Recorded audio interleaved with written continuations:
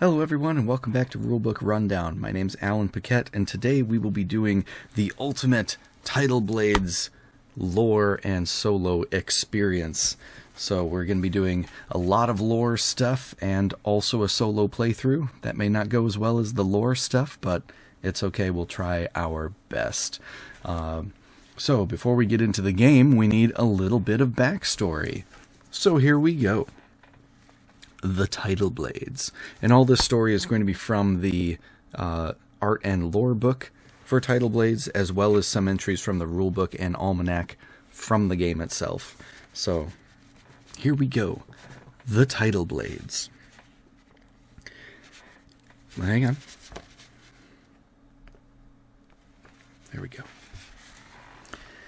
Every Navirian remembers the gigantic cloud, black as Cuddlebeard's ink, as it started forming on the horizon. It cast an unusual stain on the pristine sky. After all, storm season wasn't expected for another few months. Before long, wind unleashed its fury like a battle cry. Rain started hammering the floating docks, and drifters had to moor their houses in haste before the first waves flooded the bay. It was, by all accounts, a most fantastic storm, one which would be remembered as the Great Battle. As all were running for safety, a few heroes remained, standing strong against the thundering sky. They were known as the Tidal Blades, elite guardians of the floating islands. Commander Braze, Master Takaro, Masinki Bubba, they and so many others were known by name and adored. For 200 years, generations upon generations of Tidal Blades kept the city safe and prosperous. Wielding the most sophisticated weapons designed by the engineers of the Citadel, they patrolled the reef barrier day and night, keeping all horrors from the ocean at bay. But this storm was like nothing the city had ever encountered. Despite their incredible skills, the Tidal Blades were no match for the endless hordes of sea monsters invading the reef on that day. The higher council was summoned. There was one desperate measure that could save the city, but it came at a terrible price. As the Arcanists sent the Tidal Blades away with the precious heirloom, their hearts grew heavy with sorrow. For as they watched the fold successfully deploy in a blinding spark of light, they knew that the city was saved, but the Tidal Blades were no more. Oh no, the Tidal Blades. So, what this game is about. It's been 15 years since the Great Battle. 15 years since our esteemed engineers from the Citadel of Time made their wrenching decision and created the Fold. 15 years since the last assemblage and ultimate sacrifice of the Tidal Blades. Time and space were twisted into a powerful barrier to stop the onslaught of creatures from beyond the reefs. But today, the hard-earned peace is coming to an end. New monsters are ripping through the fabric of time, and the islands need protection once more. A tournament has been called. The arenas are ready, and contestants are now gathering from all over the island realm. To convince the judges of your potential, you will need to train day and night, compete in challenges held in the 3 arenas, and rise to the top of the champion board. You will have 4 days. Will you do what it takes to prevail and join those truly worthy of the title of Tidal Blades, Heroes of the Reef? Well, we're certainly gonna try. Let's see, I think there was one more thing I wanted to do before we get started in here. So, welcome everybody to Naviri. It has been 15 years since the storm. The air is warm, and the sky is sparingly painted with immaculate clouds. Laughs and cheers erupt from local restaurants and racing tracks. We'll have this. Yeah, there we go. The city of Naviri has never been so beautiful and vibrant. A magnificent floating statue has been erected near the Citadel of Time to commemorate the Tidal Blades' sacrifice. The protective barrier known as the Fold is still standing and has made the lagoon as safe as it could ever be.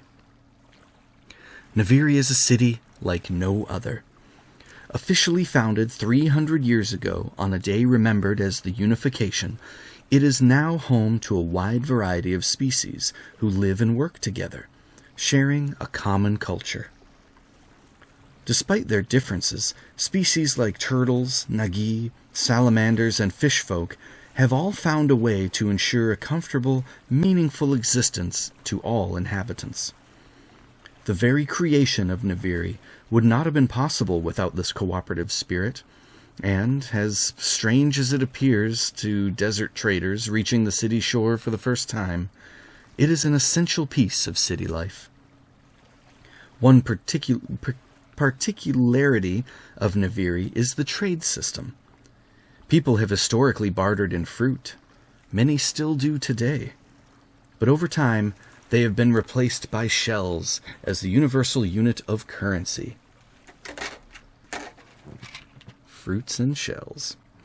These small portable devices, manufactured by the Citadel, also serve as a standard for energy transportation, used notably to power watercrafts. Most Navirians live on floating houses and choose to moor permanently in one of the official docks, joining a collective where they can work with their chosen community. Some others prefer the life of a drifter, endlessly floating between trawl and vines, offering their services as traders, craftsmen, or mercenaries for hire. All right. Now we've sort of set the stage a little bit for where we are. We are going to be playing as Axel today. Let's see, that's over here. So we will be Axel, this guy here, and we will be joined by Dust and Echo as our allies for the solo mode. We get to use some of their abilities along the way, as long as we can stay ahead of them on the champion board up here. So our overall goal is not points in solo mode. It is just to beat our rival, which our rival today is going to be Cayman, the mercenary. So we'll read a little bit about each of these people before we get started, but we are going to be going against him using additional skills from Dust and Echo in order to try to exceed Cayman's position on the champion board here. So the points don't matter, it's just going to be getting past him at the end of the 4 days. If we can get everybody past him, then it's ultimate victory, but that's going to be a bit of a stretch, I think. Okay, so let's see. The game will start with our opponent, Cayman. I can never stick with and remember. All right. So, Cayman, the mercenary.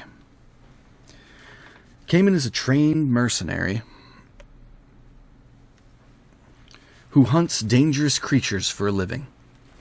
His entire family was killed by a Garakuda years ago, and on that day, he swore to become the greatest monster hunter that ever lived. Joining the Tidal Blades would be an honor, and a chance for him to avenge his loved ones and make the world a better place. He is a resourceful and tough competitor, but like most Crocs in Naviri, is treated as an outcast by the Turtle Guards. With such a recognizable stature, he'll need to be especially careful when visiting his friend Horn Eyes in the black market. Okay, so how his turns work. We start off by revealing a challenge card from the middle. It's Deep Dive from the Lamara Stadium. Or Lamara Stadium. So, it also has a value of 4 here. So that means that he will go to the 4th slot. We're down here. He would go to the 4th slot in Lamara Stadium, which there is none. Let's see. So, if the space is not empty, we place the rival on the lowest space on the fold where there is a monster. So since there's a 4 here, and there's not 4 spaces, he doesn't go to Lamara Stadium, and instead... Oh, you're right, stream title. I need to update that. Thank you, Blunder. Instead, he will go up here to the fold's edge to fight the Bullabura. So let's see. The plot card will still tuck under the matching type. Once this, we're going to be playing on easy, so once this threshold reaches 12 instead of 11, then they will trigger their plot effect, which won't be good for us. So, they have moved up to the fold. They're going to be bringing one of these action discs with them as well. And if the rival is at the fold, they move +1 on the champion board, and then they deal hits equal to the round number. And the hits will start from the top down on the right side. So they will cover this. It's round 1. Since he went to the fold, he moves up on the champion board. If the monster's killed, the rival move... Oh no, attack of the giant kitty. Hang on. Locate. There's too much stuff up here. You gotta go. Oh no. Came in down. Okay.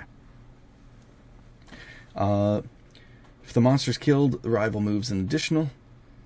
I don't believe... I'll have to double check here real quick. I don't believe he goes up an additional point for covering up that spot.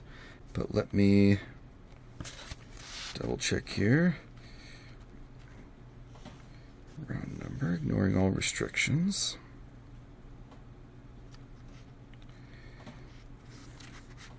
Okay. Top to bottom. Okay, yeah, they do not score the additional champion board stuff. Pardon me just a moment. I need to update the Twitch stream. I did like all of the other things except this.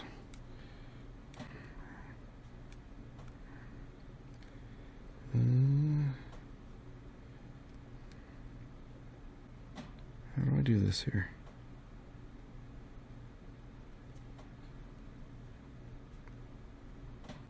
Oh no. Oh wait, is it this? There it is. Okay. Edit stream info. Alright. So we have...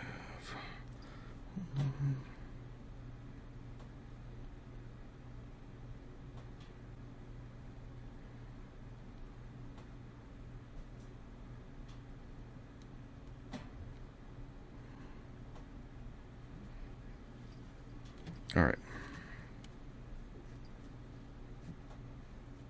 Should be good now. Thank you. Okay.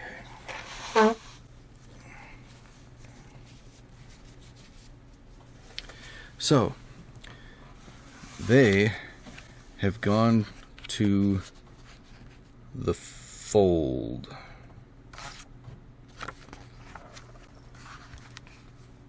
I hear the cat around here. Nervous she's gonna just jump up onto the thing. It's fine. The Fold. Stretching 100 kilometers wide from the scattered reefs to the wayward sea, the Fold is a strange sight to behold. Deployed by the Arcanists years ago, this jewel of time-altering technology is the product of years of research, only made possible by harnessing the power to fold space and time onto itself. Now the barrier blocks the horizon like a huge, glitching glacier. To Navirians, the Fold is both a gift and a curse. It provides a sense of security, effectively blocking all sea monsters from invading the city. But it was also activated hastily and without extensive testing. For this reason, it is highly unstable and prone to unpredictable time hazards. As of late, more and more monsters have started to break through, sometimes weirdly mutated or possessing abilities never seen before. The Coral Guards are there to ensure protection within the city borders, but they don't have the effectiveness of the ancient Tidal Blades. Many Navirians living closer to the Fold are now resorting to hiring croc mercenaries to ensure safety during their travels. However dangerous, though, this strange wilderness is still worth exploring for the daring adventurer. Shellers, the small creatures that provide the building materials needed to manufacture valuable shells, are most commonly found in the reefs bordering the Fold, and the Citadel will pay handsomely for them. Because of the increasing anomalies, there's even a rumor that the Arcanists are considering resurrecting the lost order of the Tidal Blades. For anyone dreaming of joining this new generation of heroes, there are few better ways to hone their survival skills than venturing to the edge of the Fold. Neat. So that's where he went. And sultry voice. Yes, let's do it. Thank you. All right, so the Rivals at the Fold, we did that bit.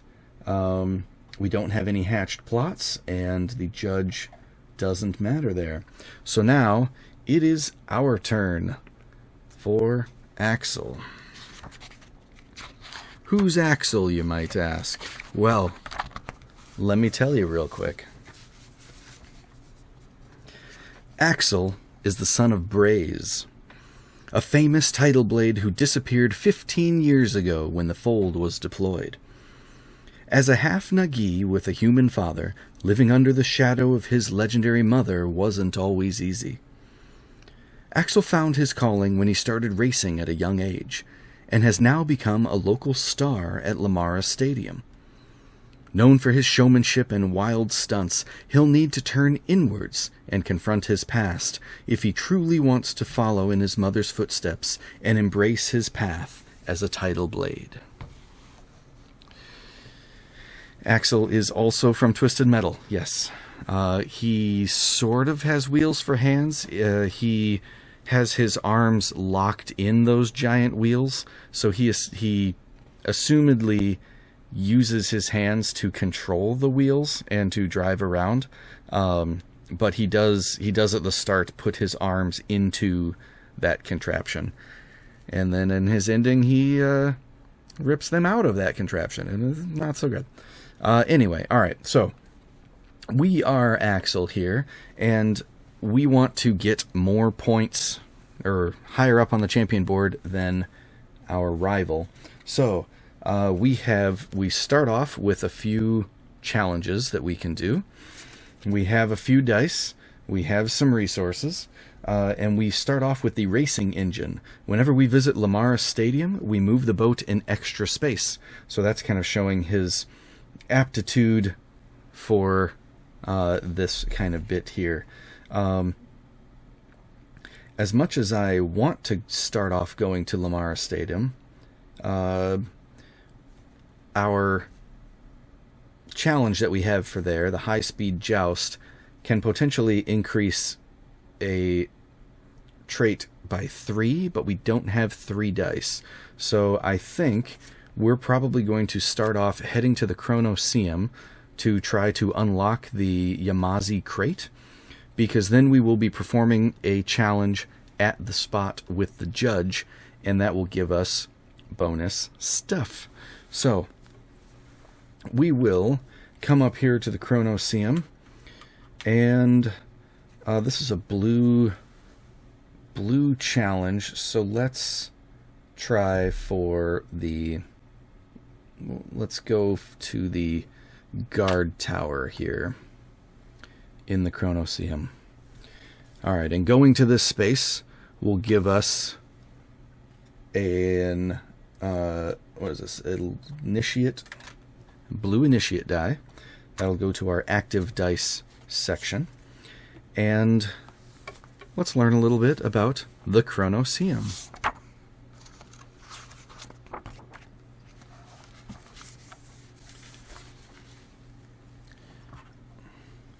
This is also the Chronoseum. Just boom. Here's our Chronoseum prop.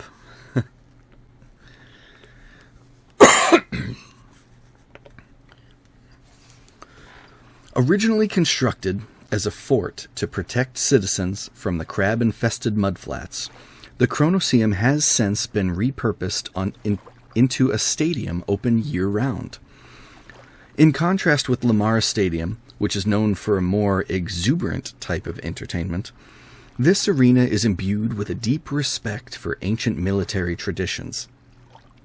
As such, it is very popular amongst turtles, who form a vast majority of the coral guards in the city. Except for the great coral farms of New Mingu, most of Naviri's food is grown in the regions surrounding the Chronoseum. There exist many types of wild fruit in Naviri. However, when people say fruit, they generally mean the common, domesticated, bright orange fruit, anciently known as the gob fruit. Domesticated by turtles a long time ago, and now grown in mass quantities by the Orchardians Guild. Okay. In the floating gardens, the gob fruit is renowned in its ability to sharply increase concentration and cut hunger. Because of these qualities, it has become an important part of the Navirian diet. Of all the fascinating structures surrounding the Chronoseum, one of the most spectacular is certainly the Atoll of the Crab Mystics. This huge farm produces thousands of jellyfish a year, one of Naviri's most sought-after delicacies. The view from the atoll is particularly hypnotizing at night, with the swarms of pink jellies glowing lightly in unison across the silent, dark waters. The farm was founded by a group of Golfins who chose to go back to the spiritual roots of the tribal Migi fishfolk. They wear strange crab-shaped masks and share the belief that spirits are among us and must be appeased to prevent impending doom. The sect of the Crab Mystics is the only faith competing with Neo-Betalodism. Essentially, the belief that if there is anything to figure out, the Betalods will. Yeah, alright. So we went to the guard tower. We got our initiate die. It is time to attempt to unlock the Yamazi crate.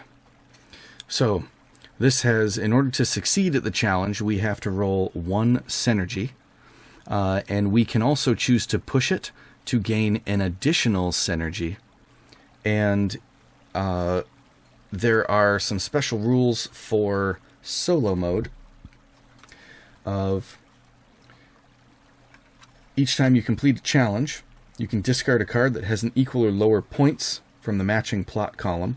So they don't have any in the Chronoseum column right now, so I wouldn't be able to discard things for that. But each time you push it on a challenge when you're at the same island as the rival moves -1 on the champion board. We are not in the same location as the rival, so that won't matter. When using an ally, they move +3 on the champion board. Okay. So we are going to attempt this challenge here. And we have to look a little bit at our stats. So, focus is the number of dice that we can roll each turn, or for each challenge. So we want to roll 2 to try to complete both of these, but we're only able to roll 1. So we can spend a fruit to increase the number of dice we're able to roll. So we'll spend one of this nice little squishy fruit in the thing. So now we can roll 2 dice. I will choose to roll the initiate die we just got, as well as the, what is this one called? The novice die is the white. Yep. So, here we go. Let's go back up here. It is the first round of the game, so we also will be rolling this white danger die for each roll. So here we go. We are looking for synergy. And we got 1 synergy on the blue die. We didn't get an X on the danger die, so that is good. We got spirit on the novice die, so that won't help us, but we can save this one, and then we can re-roll any other amount of dice. So we'll try again. Alright, we got resilience and an X. In order for the X not to eliminate a die from our pool, we have to spend a shell from our stash onto our shell shield. So I will do that. I have 2 shells left. That will negate this X, but this resilience still doesn't help with synergy, so I am going to roll again. Alright, so we got an X, and the question mark is a wild, can be used as anything. So I will spend another shell onto the shell shield to negate this X, and then use this wild as another synergy. Oh jeez. To complete the challenge. Yes. So we have successfully unlocked the Yamazi crate and pushed it to get a second synergy there. So our synergy dial goes up by 2. Boop, boop. When it passed this level 2 here, it shows our character card. So when we do that, we get to draw from our deck here. I have this one a little off screen. We draw 2 cards from our character deck, and we will choose one to keep and the other to put on the bottom of our deck. So we can either upgrade the shield, in which case we can spend 3 shells from the shield to upgrade 1 die once per turn. It's pretty good. Or local champion. When you visit the fold, you may choose an arena and take its island bonus. Ooh. So it doesn't have to match the monster. That's pretty good. Okay, we're going to take the local champion because I think we're probably going to need that more so than this upgrade. So this will go to the bottom of the deck. And since we pushed it, or we successfully pushed it in the company of the judge, we will advance 1 space on the champion board. I'm pretty sure that was it for doing a challenge at the judge. It's been a little bit. I had everything remembered and ready, and then had to put everything down and not play it for a few weeks. So I apologize. If you'll just bear with me for just a moment here.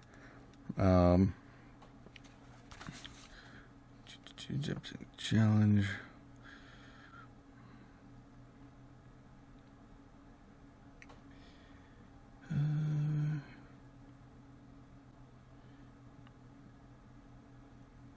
Press the judge. Oh, it might just be completing the challenge. Okay, so pushing it doesn't matter for the judge, it's just completing the challenge. So we have We still will go up one because we completed a challenge in front of the judge, but it's not because we pushed it. That just gave us the extra point. And in solo mode, if you successfully push the challenge and you're at the same location as the rival, then they move backwards. That was the thing. Okay. Anyway, moving on. So we have completed this one. So we will slot this under the Chronoseum portion of our board here. So now this is going to help. This is increasing our aptitude with the weapons that are associated with this location. So when we go to fight monsters, they all have a symbol here that corresponds with one of the 3 types of challenges that we'll be doing. And if your symbol matches the monster, then you get bonus dice, or a bonus die, depending on how many challenges you've completed of that type. So that will be good in the future. Also, we will, if we get one of each type, it kind of shows in the bottom right here, complete one challenge in each location, we will immediately gain 2 on the champion board. Huzzah! That's what we will be looking for over the course of the game. All right, so that's our first turn of heading there. His first turn is heading here. Our dice that we used go to our spent dice section, so we can't do more with that quite yet. And it is back to the rival's turn. So they start off by flipping a challenge card, and they are doing the Chronoseum, or attempting the Chronoseum, except they would be going to the first slot, which is where we are at. So, since, again, they can't go to the spot, if there are 2 feet space on that, the space is not empty, then they go, so he's going to go back to the fold for his next action. Okay. He is then going to hit the monster once, because we're still in round 1. So that goes to there for hitting the monster. And then, since he fought a monster, he's going to move up 1 on the champion track. Not so great. And then this will slot under the Chronoseum section here. Boom. So he went to the fold's edge. So we'll read a little bit more on this. Boop, boop, boop. All right. Only the bravest dare venture this close to the hyperdimensional barrier. Coral guards have reported a significant increase in the number of monster sightings, as more and more of them break through the ever-twisting white strands, often exhibiting previously unseen abilities.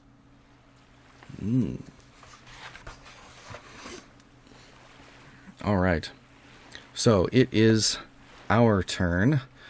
We now are tied with dust up here, so we can choose, if we want, we can use dust as our action, and then we will have access to her quick learner ability of when you push it on a 2-symbol challenge, advance the pushed trait 1 extra notch.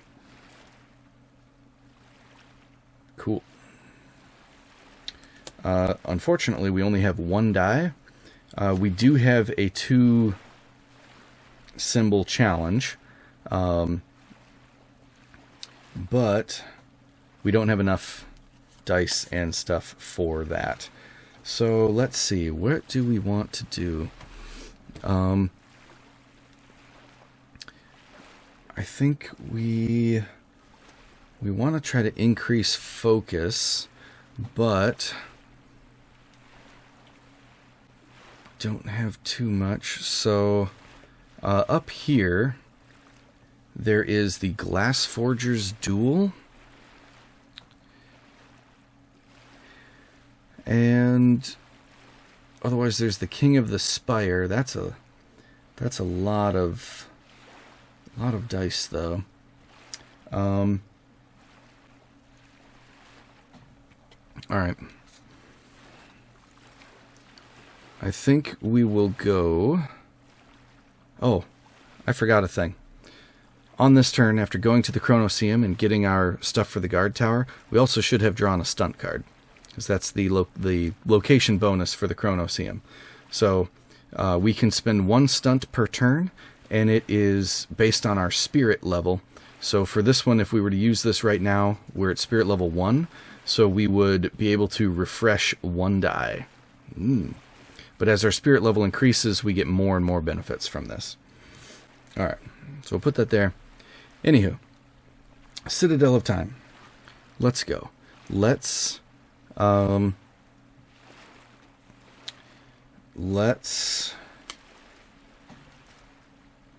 this. Let's head to the Meditation Spring. This is going to refresh all of our dice. So over here, this will move these bad boys to here. And then going to the Citadel of Time, we will choose or draw 2 challenges. I think we're going to go for...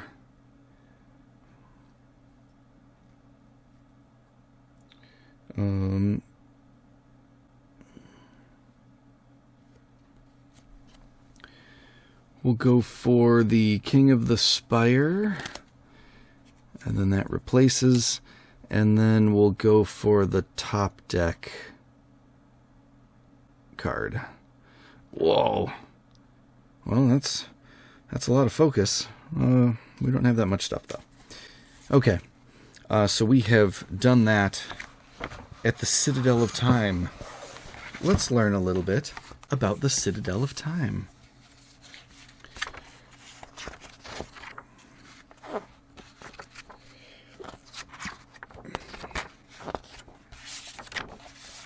Somewhere in here. There we go. Alright. Blow my nose, and then we'll be ready to go.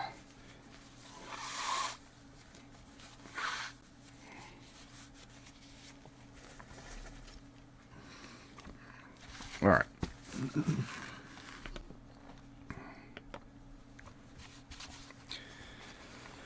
Built as a gigantic fortress in the very heart of Naviri, the Citadel of Time supervises the manufacture of shells and pumps out technological innovations throughout the city.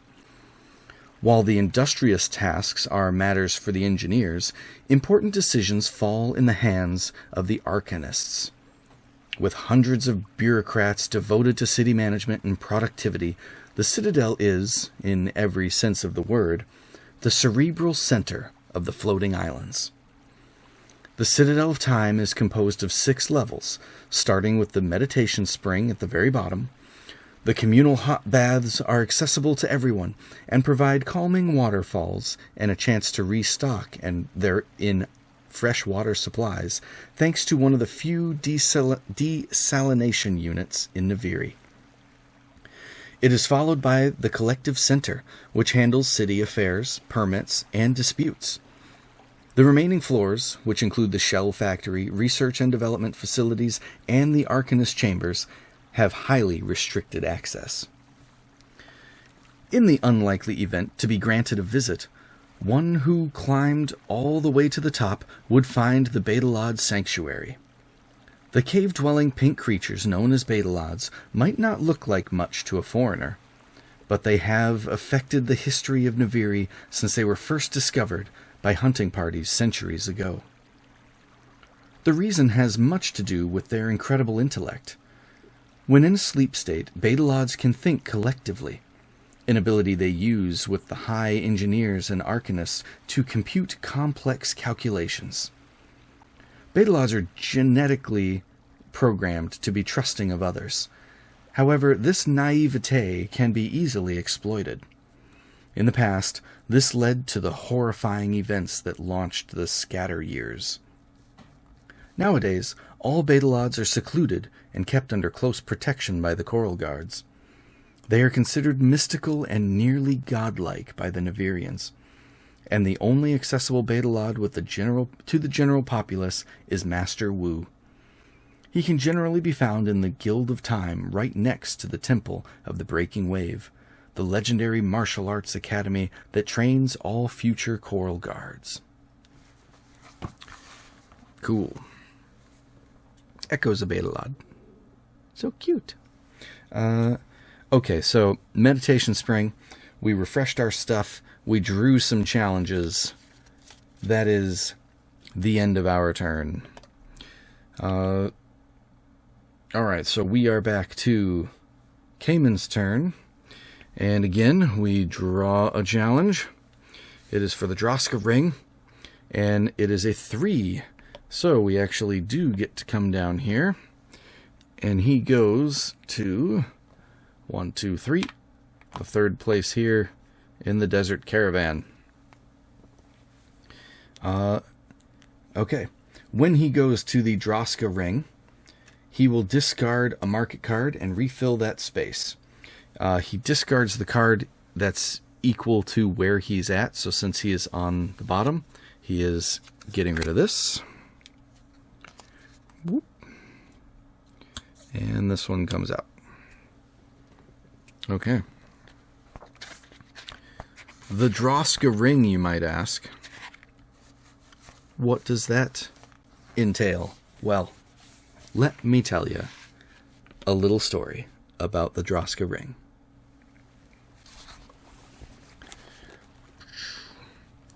The last of the 3 main areas, the Droska Ring is a venue like no other. Flanked with the Glass Forgers Guild on one side and the Desert Market on the other, it is a scorching, dry place, popular among fishfolk and lizards, but especially with humans. Most of them are traders originating from Stoen, a distant city in the mountains. Their ancestors crossed the desert a long time ago and established a trading route with the floating islands and have continued making the voyage twice a year ever since. Thanks to them, Naviri has become not only synonymous with vigorous technology and culture, but also flourishing commerce. Even though humans are not native to the floating islands, some have decided to settle permanently as drifters and even form families with Nagi. While this interspecies mingling can be surprising, there's an easy explanation. The Nagi were once humans themselves. Indeed, ancient human seafarers found their way to the Fury Isles and were rescued by a tribe of Magi fishfolk. From there, they slowly mutated into a different species because of their unbridled handling of shellers. In Yunai, the ancient fishfolk language, Nagi means those who came from afar. Migi means the ones that were here. To access the market or the Droska Ring, nothing is easier than to head directly to the docks near the desert caravans. But beware of the many thieves that prey in the shade. Many prefer to dock their watercraft at Drifter's Dock, which, unlike the unrulier market, is under the safeguard of a coral tower. Many trusted Navirians can be found there who make a living ferrying passengers to and from the desert market. Alright, Desert Caravan. So, he has moved here. He has discarded this thing. And then he gets this card slotted under here in the Droska Ring. We did that. He's still not at the place with the judge.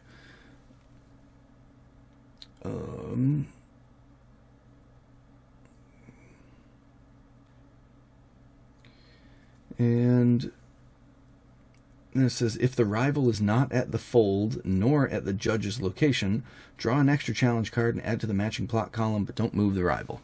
Alright, so since he has moved here and there's nobody there, he is going to get another card for the Droska Ring. And now his point value is at 6. It's not too great. Once he gets to 12, then we resolve the plot effect, which will be bad news. Okay, so it is now our turn. We are out of action discs. However, since we are equal to Dust up here, we can use Dust this round if we would like to. So let's see. I was thinking that we would do that probably. And not ideal for that, but I think it will be worth it. Okay, so we will use dust to go to the Lamara Stadium, and we're going to go to Racer's Bay here because we get to use both Axel's and Dust's abilities. Going to Lamara Stadium, we advance the boat and collect the rewards. So going there will get us a stunt card from here. Okay, that's nice. Can move us extra stuff based on our spirit level. Going to this space in Racer's Bay, it will advance the boat another, so we gain a shell. And then because of Axel's racing engine, when we visit the Lamara Stadium, we move the boat an extra space. So we move another space, which increases our value on the champion board. Yes. Getting closer. Okay. P-Note has banned a word. Alright, so I cannot say this thing. Neat. Thanks, P-Note. So, we are now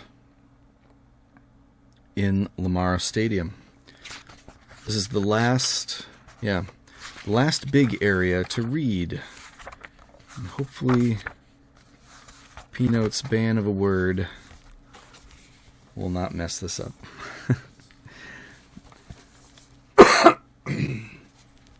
Lamara Stadium. There it is. There's the cool place. Let's get some of these going here. Okay.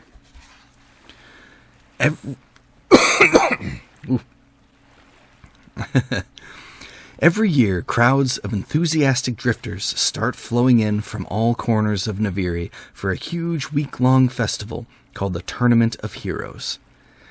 Organized by the Citadel to commemorate the fallen Tidal Blades, it is traditionally launched by setting a giant statue of Takaro adrift on a 4-day journey to Trawl. Aspiring champions must first sign up at the Citadel to compete and must acquire official challenge cards to participate in the various competitions. One key location of this long-awaited tournament is the legendary Lamara Stadium. It can be accessed via multiple entrances, the most popular being the arched way leading directly to Palm Plaza. A popular tourist spot, it is known for its good restaurants, hotels, and large party vehicles circling the bay. Got you, Peanut. It is a vibrant, eclectic place, always full of color and music. Many people like to come here on their off days to have fun and spend their hard-earned shells. As the name suggests, the stadium is owned by none other than the Lamara family.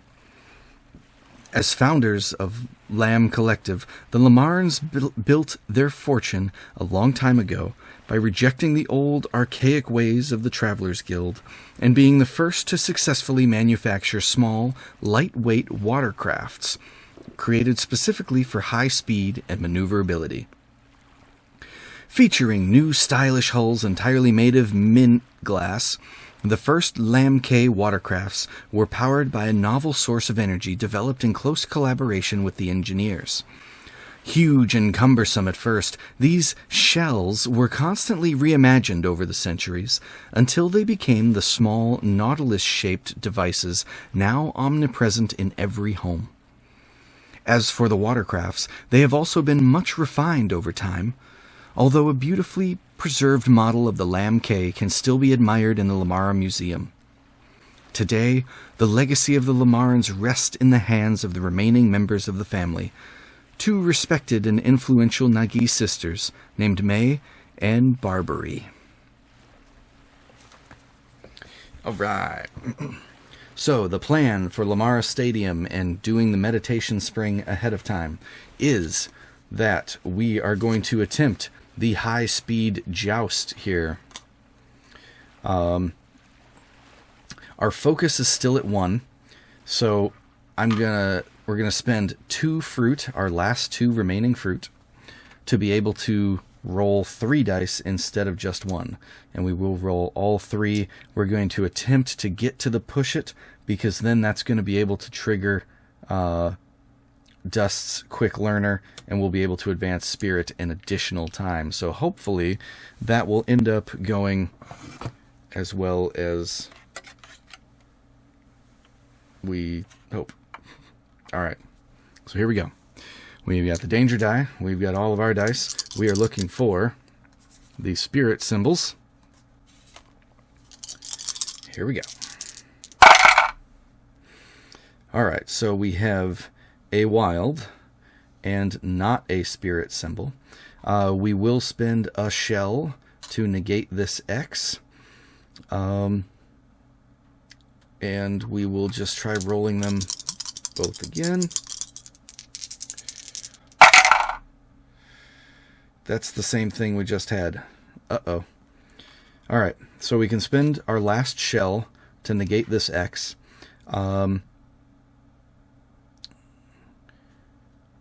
I think we're going to try for it one more time. We may end up losing one of the dice, but we can spend 4 of our shells right now to set one of these dice, but that will only complete the challenge. It won't successfully push it,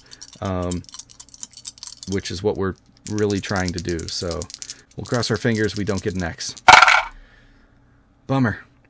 Alright, so we don't have any shells to negate this, so that is going to delete this die, so we lose that permanently. And then we will spend 4 shells from our shell shield. Those just go back to the main supply to set this die to whatever we want. So we'll set it to that, which will be used as spirit. We have no more dice to do, so we will end the challenge there.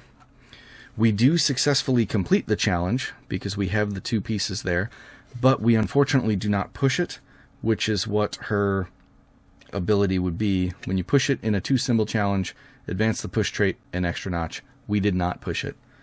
Bummer. So we still get to advance our spirit dial twice. So that's good.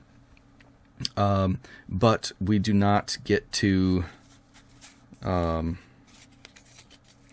that other... There it is. We do not get to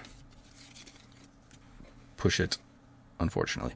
Alright, so these dice will go to our spent dice area. We have lost the other one. We still have 2 shells on our shell shield, but no shells in our supply to add more to it. But we do complete the high-speed joust, so that will slot here in our Lamara Stadium section. When we complete a challenge, we would be able to take off one of theirs.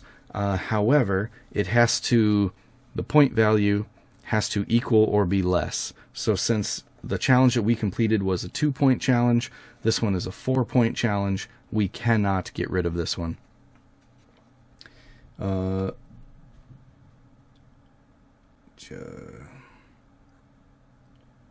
Discard equal or, yep.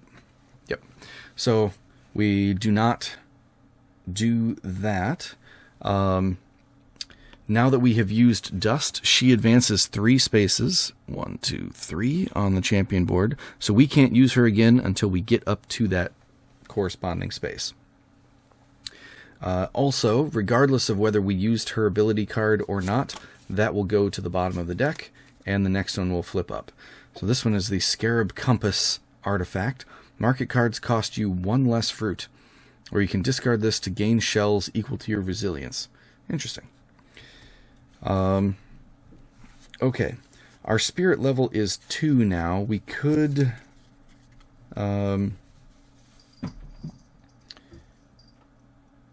use our expert rigging to advance the boat 2 more spaces. That'll get us some fruit and another challenge. That's probably not bad.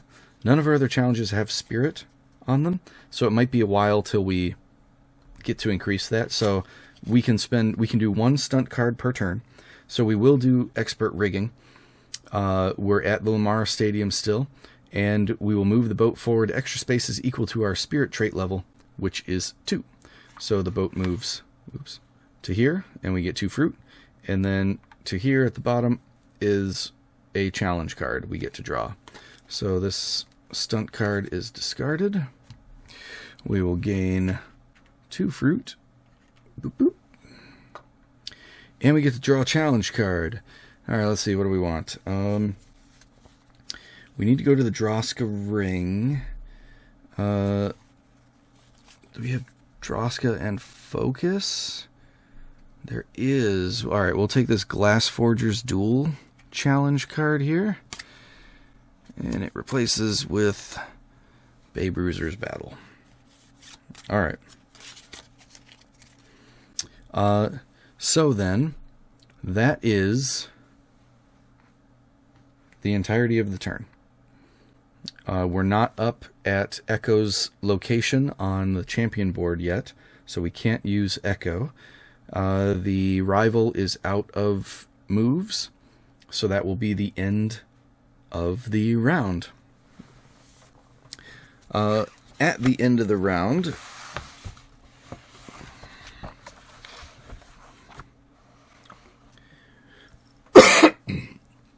we first check for monster invasion up here.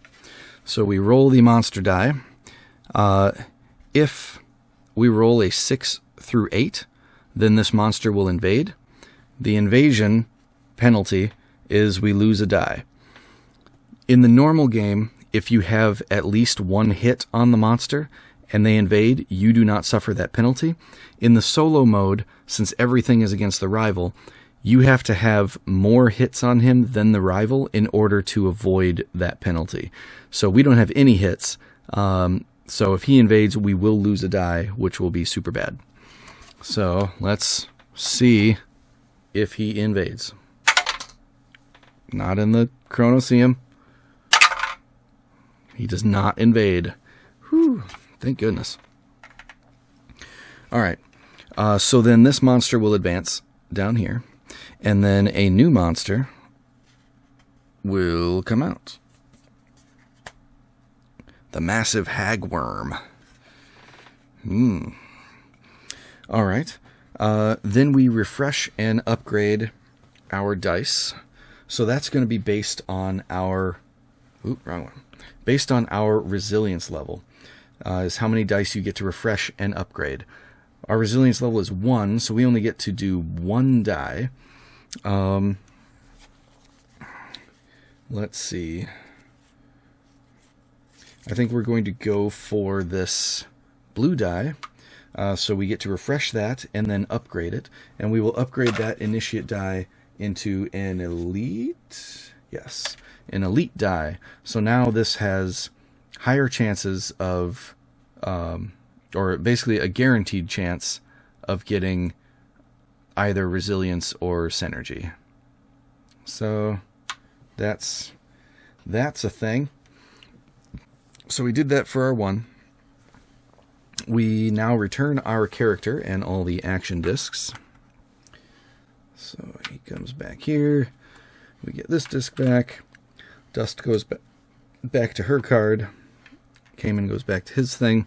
The reason that he has this orange disc is that we're supposed to use an extra token, and the game came with a cardboard solo token, and all of the other tokens in the deluxe are this nice plastic. So instead of using this solo one, I'm just using one of Sagashi's that is not in the game. So that's why he has the one different colored thing. It's just because you gotta feel the clink, you know.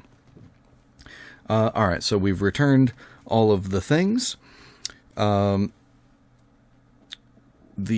judge will move clockwise. So he is now at Lamar Stadium. And then we advance the round marker to here. In round 2, we each get an additional disc. So we will have 1 more action during the course of the round. And now the danger die has increased from this white to the yellow. So now there is a spot that has 2 X's on it. Not so good. Okay, so we are on to the next round, and the rival always starts the round. There would be normally there's a leader bonus for checking who's furthest along this board, but that doesn't actually matter because the points don't matter. It's just whoever's furthest at the end of the game. All right, let me get a drink real quick, and then we will head to round 2.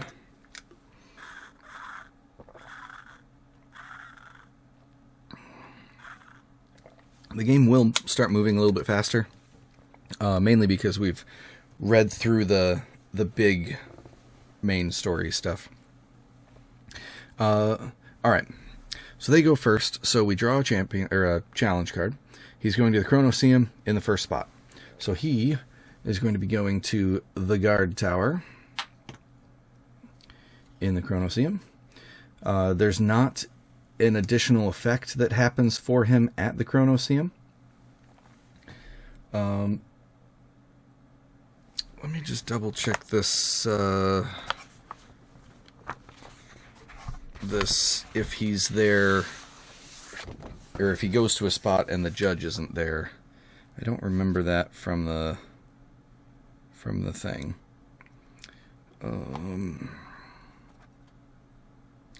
If the rival's placed at an arena and the judge is not on that island, draw an additional challenge card and add to the corresponding plot. Cool. That's that. Okay, so since there's no judge there, we get another Lamar Stadium challenge. And I would have liked to have had that one. None of the thresholds get to 12, so he is done. He has, however, gone to the guard tower. Built on the massive cliff near the Chronoseum, the nigh impregnable guard tower stands high above sea level, giving a clear line of sight to the dangerous fold beyond. Yeah. All right. What are we going to do now? We've got 1 die to do stuff with. We have 2 fruit, no shells. Woof. Our challenge is ginormous at Lamar Stadium. We don't have anything for the Chronoseum, which is kind of a bummer because that would be a good time to do that and push our rival backwards on the champion board.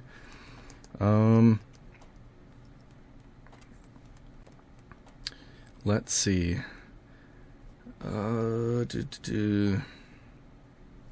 Gosh. Not really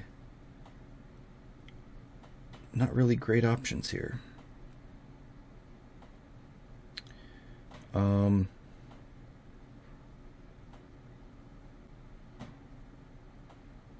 Okay. Here's what I think I'll do. Gosh, I don't want to do that. All right. We'll go to the Citadel of Time. And we're going to go to the Temple of the Breaking Wave up here and get 3 shells, because that's going to keep us from losing challenges. And then we get to draw 2 cards because of the Citadel of Time. We're going to go for this floating maze here. That gets replaced with that. And then I think we're going to top deck off the challenge thing. Perfect. Okay.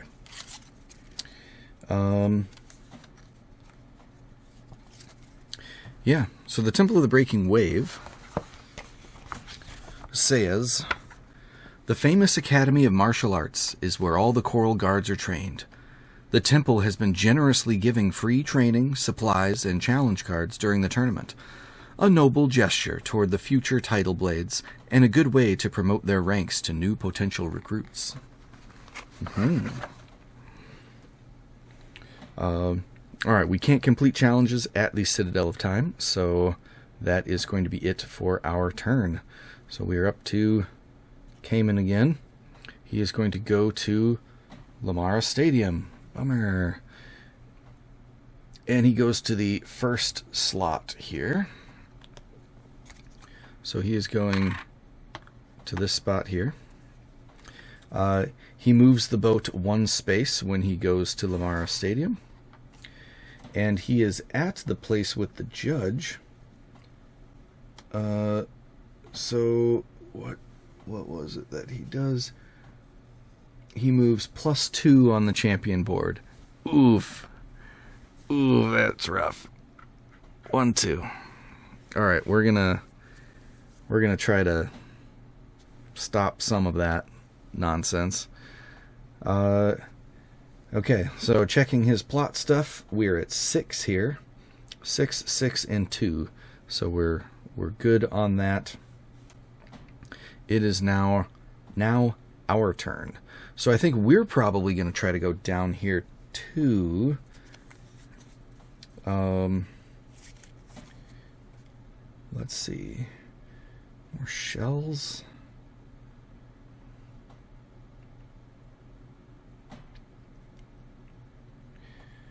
Three. Yes. Give us a stunt. Okay.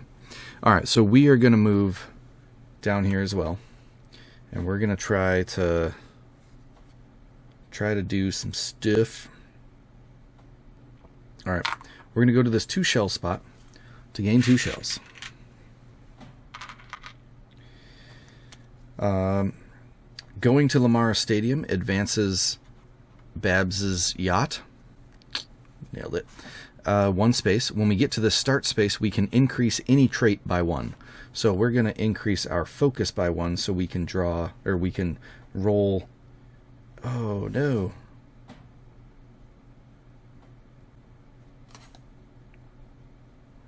Where was I going to be getting another die? Shoot. Hang on. I might need to back up a step, because I've got 1 die and I really need 2.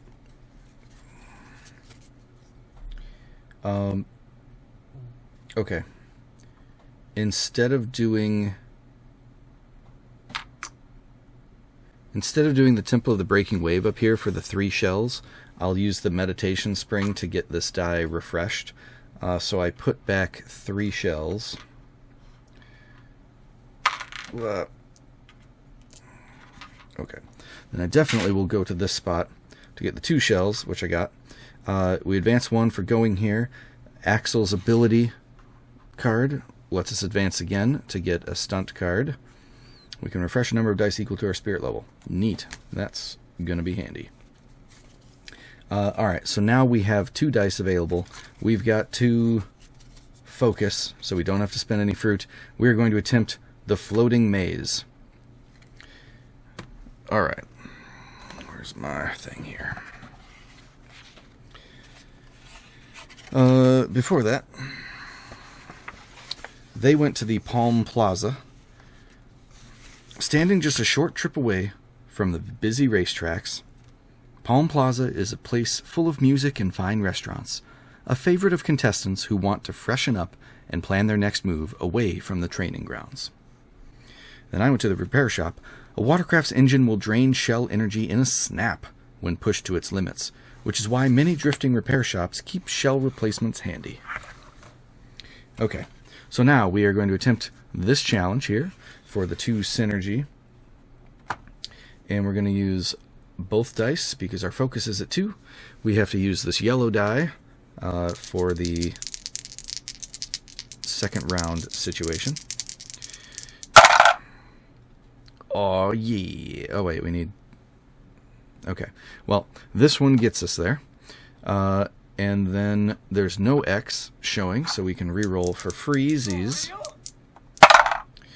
That's the wrong symbol, but there's no X, so we get to roll it again. Come on. That's the wrong one, so we spend one shell to negate that X and roll again. We just need not the double X. Okay, so we spend our last shell to negate this X, and then we spend the 4 shells that are on our shell shield to set this die to synergy. Whoop. All right, so we are completing a challenge in front of the judge, which means we go up 1. Boop. And then we successfully pushed it. Each time you push it on a challenge when you're at the same island as the rival moves -1 on the champion board. Heh, get over here. Okay, and then we also get to move up 2 in synergy. Boop, boop. Which passed us into level 3 for our character cards. So we get to draw 2 character cards and choose one to keep. So we can either do Braze's Positioner. When you're at Lamara Stadium, you may attempt a challenge from any arena. Ooh, that's super good. And we can discard to draw a stunt card. Or, when fighting a monster, reduce your danger die level by 1 if possible. You may use any fighting style. What was our other thing? When you visit the fold, you may choose an arena and take its island bonus. Oh, okay. So that just lets us trigger a whole island, not... So that'll let us buy a card from the market, advance the boat and collect rewards, or draw a stunt card, or draw challenges. Okay, I was thinking it was the using the fighting bit.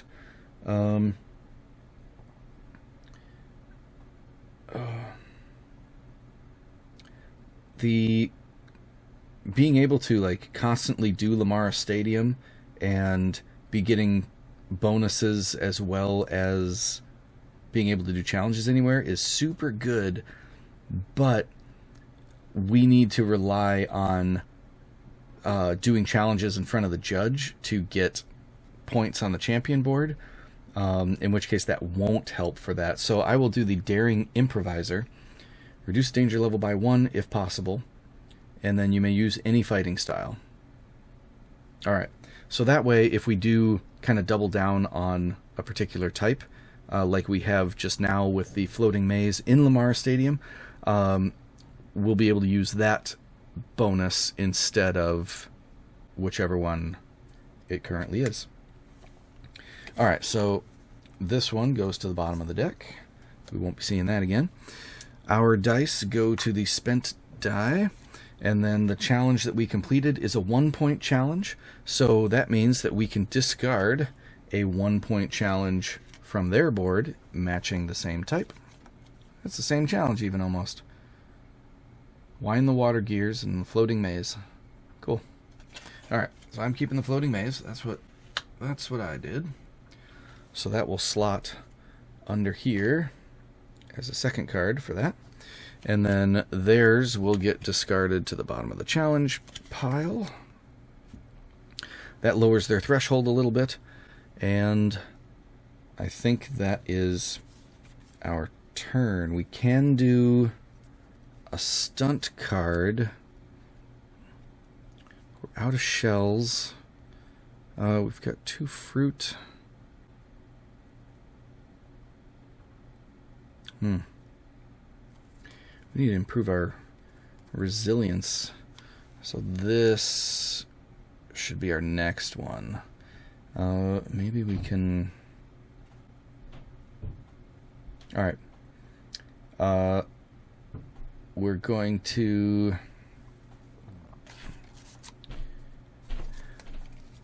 I will use the sudden resilience now as our 1 stunt card for the turn. To refresh a number of dice equal to your spirit trait level, which is 2. So we can refresh both of these dice. This stunt will go to the bottom of the pile. And we'll call that our turn. Okay. it is now their turn. So they draw a card, and this is for the Chronoseum. Oh, bummer. That's where I was thinking of going. So he's going to the second slot in the Chronoseum, which is the Blade Advisor. Since the judge is not there, they also get another card for the Droska Ruins, or Droska Ring. So this slides under here. This slides under here. 4, 5, 6, 7, 8, 9, 10. Uh-oh, that's close. And 4 here, and 5 here. Oof. Okay. The Blade Advisor. Influenced by the deeply rooted military traditions of the Chronoseum, many Coral Guard veterans have opened small training rings in the vicinity to share tricks and knowledge with eager contestants. Cool. All right. Our turn. Gosh.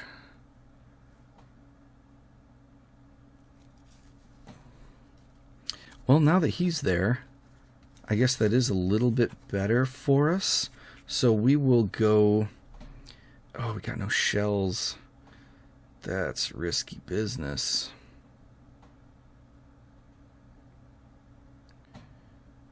Alright,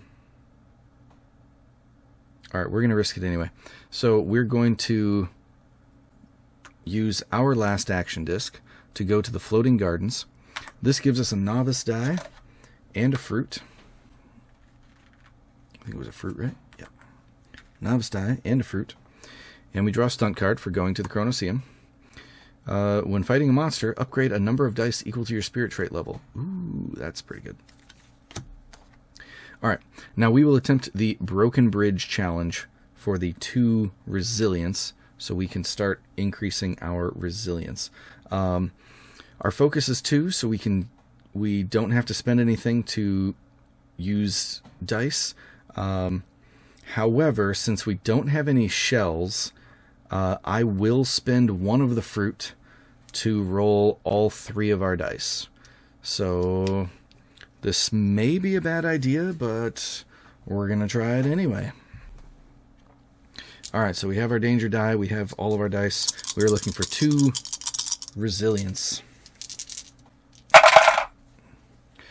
Alright, so we got 1. The X is going to eliminate the novice die. Do I want to roll again? They get -1 if we push it.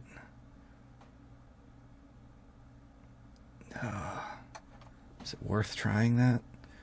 Potentially lose another die. There's 2 sides of the die that have nothing on them.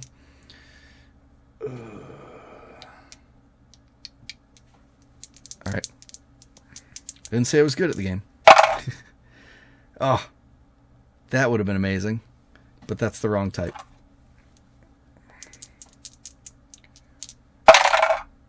That's the right type, but we got the X, so we lose the die. Alright, bummer. Worth a shot, I guess. So we still successfully complete the challenge because it only needed 1. So that increases our resilience by 1, gets it to 2. But we don't push it, so they don't move backwards on the champion board, unfortunately. However, we completed a challenge in the Chronoseum that was a 1 value, so we can take out their 1 value. And then, on top of that, this now is the first... Oh, no, it's not. Droska Ring. Shoot. Messed that up. Alright. It's fine. We've got 2 in each. Yes, okay. Then... Did I read Floating Gardens? Nope. All right. Floating gardens. Novice coral guards are often required to volunteer at the floating gardens to sharpen their reflexes and test their patience. To harvest a perfectly ripe gob fruit, it must be caught just as it falls, yet before getting snatched by the schools of fish pooling below. That'd be a crazy job. Okay. Oh.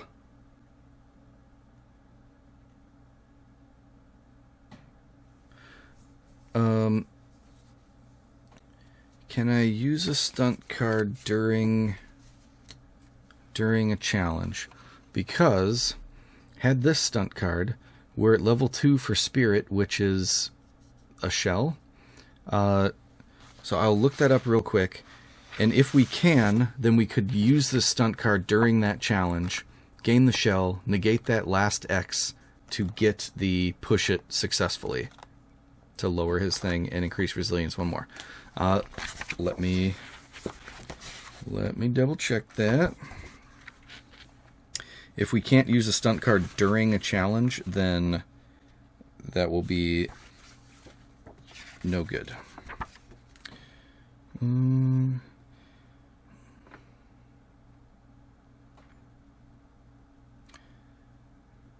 may play one stunt card at any time during each of your turns. Like, the more information about stunts on page 11, and that information about the stunts is, here's the card details of the things on the stunt card. That's it. Okay. Cool. So, since it's hard to keep track of all of the things going on at once while talking and whatnot, so during that last thing, during that last roll, there was resilience on the white die.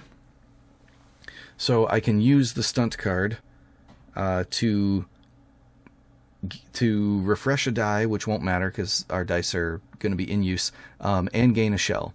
And that shell can be used onto our shell shield to negate the X, to then be able to use this resilience to successfully push it for that challenge. So that'll increase our resilience by 1 more. And then since we successfully pushed it in the location of our rival, they move backwards 1 space.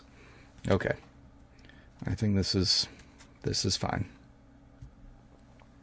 That means that we keep this die. That also goes to spent. And we have done our one for the turn. That is it for our turn. Okay. Now on to them. They are would be going back to the Lamara Stadium. However, they'd be going to the second spot, which is here, and that is already filled up. So they instead go to the Fold. And they go to... which place was it? It's not empty. Place the rival on the lowest space of the Fold where there's a monster. Okay. So he is going over here to the Inner Reef. He still slots this in the Lamara Stadium section. And he goes up 1 on the track for fighting a monster. And then it is now round 2. So he gets a hit here and a hit here.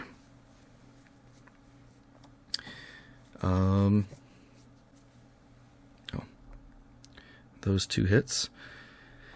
And that's it for him. All right. So, as of now, we're out of action discs, but we are equal to Echo up here, so we could use Echo this turn as an additional action. For her thing, Follower of the Fold, after fighting a monster, gain a die with level equal to the number of different types of traits you hit. Cool.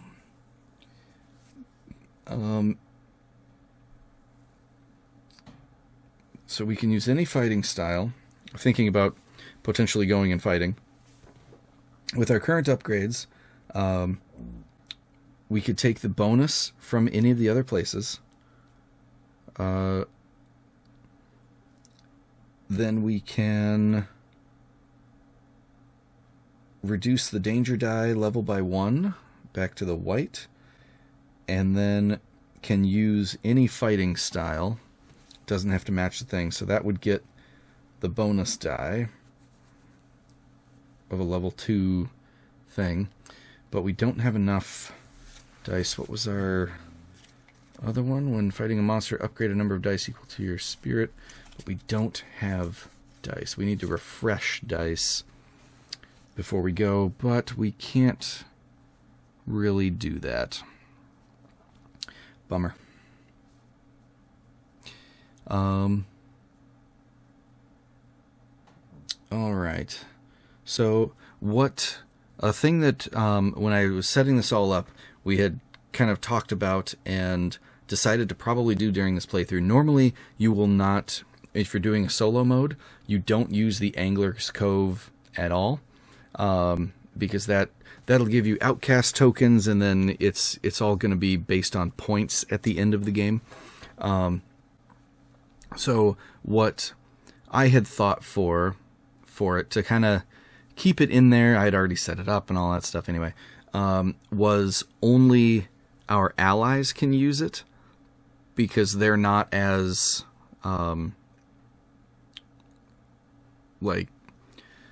they're not being kept track as much from the judge in this particular solo mode. I don't know, you could however to theme it to make that work, but was going to still be able to use it if we use the ally, but not our character.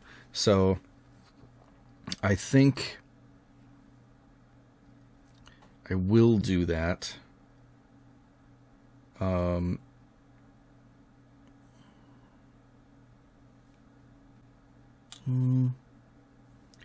Still hit 1.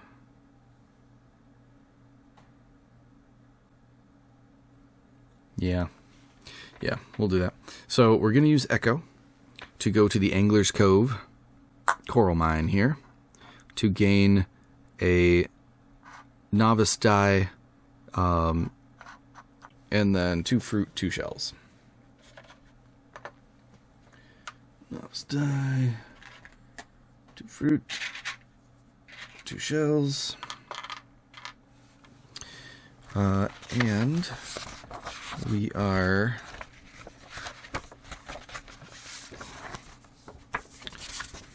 going to Angler's Cove.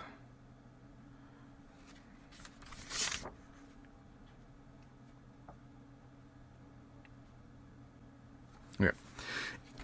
Oh yeah, forgot about this. Angler's Cove is a shallow bay nestled past the desert coast, far from the bustling center of Naviri. But don't let the beauty of this location deceive you. Dark deeds aplenty take place in the cove. The manufacture of black market goods, illegal competitions held in the battle pit, the over-harvesting of resources from the coral reefs. Angler's Cove is no place for the faint of heart, but aspiring heroes know that sometimes even Tidal blades need to bend the rules to accomplish their goals. Boom. Alright, and then going to the coral mine. The coral reefs provide abundant resources, but the harvesting is illegal under Naviri law, as the reefs are an important food source for many local fish. Whoops. Okay, so over here, we can attempt a challenge for any location. So I think I'm going to attempt to steer the Droska herd for the 1 die. So we are working on this one. I've got 1 die that we just gained from Angler's Cove, because if we complete this, it will give us our triplet to gain 2 points on the champion board. So we need 1 resilience.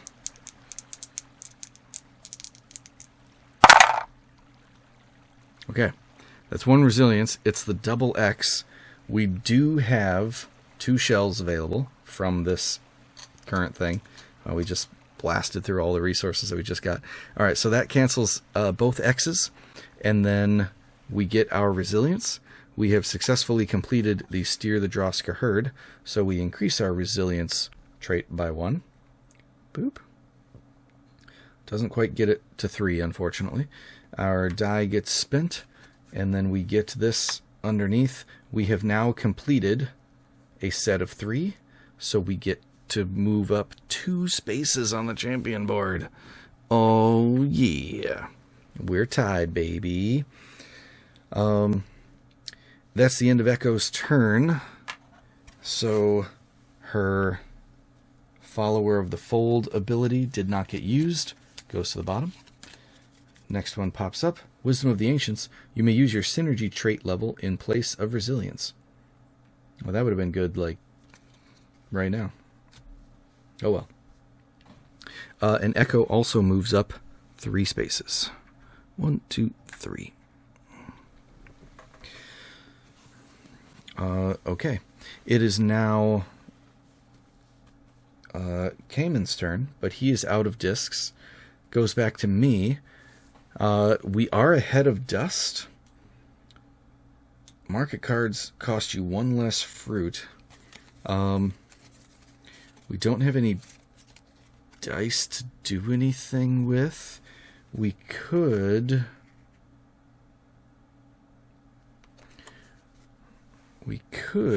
go to the Droska Ring, go to the Desert Caravan. This would let us refresh 2 of our dice. Then we could gain a market card, like... Oh.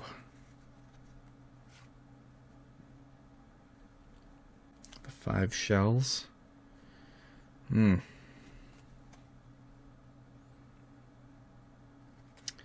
But then we wouldn't have enough dice to get there.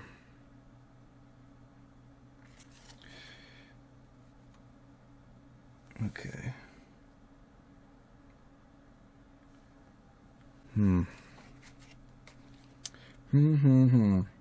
Market cards cost you 1 less fruit. Or we can gain shells. Discard that card to gain. Can we do both? Are we allowed to?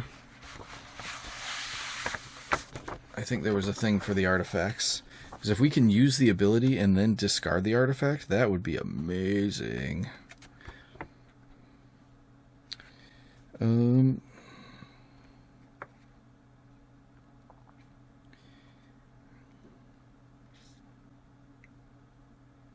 If you discard an artifact card, put it at the bottom of the deck after you complete the ally's turn.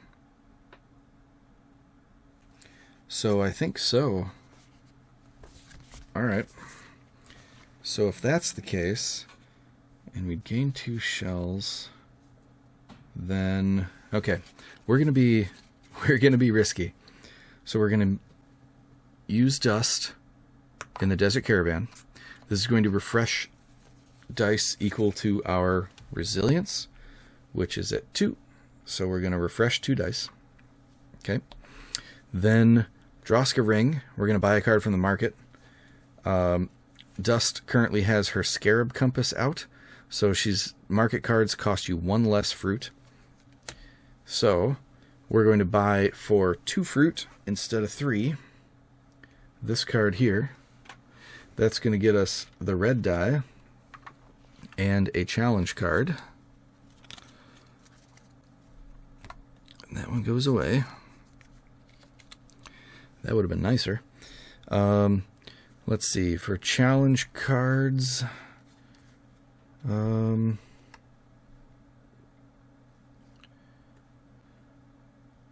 got 3 dice. Maybe instead...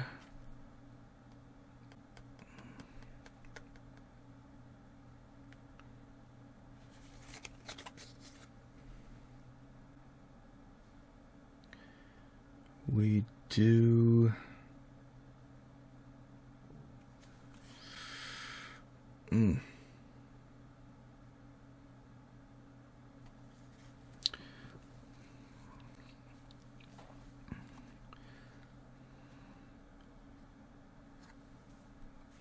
won't help as much.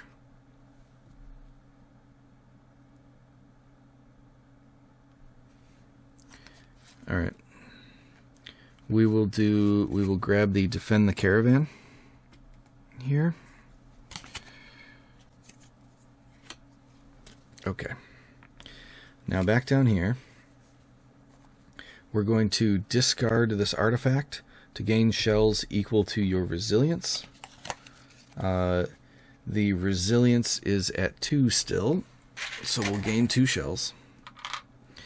And then we will attempt to defend the caravan here.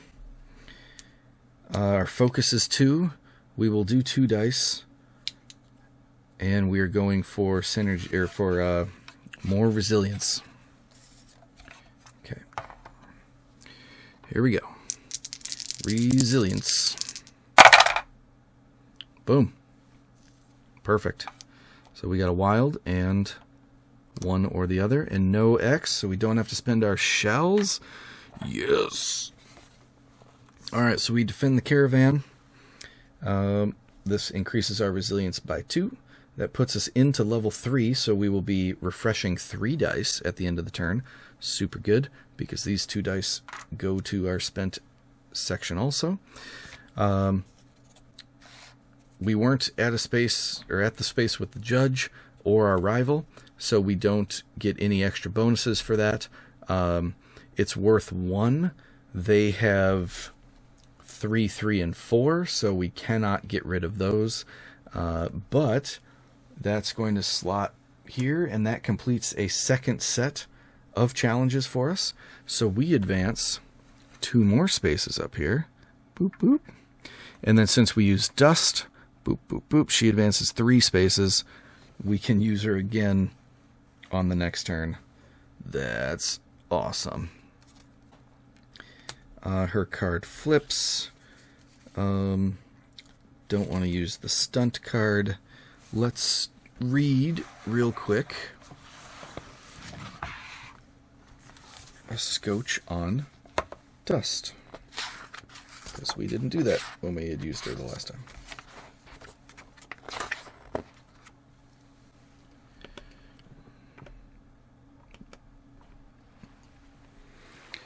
Dust.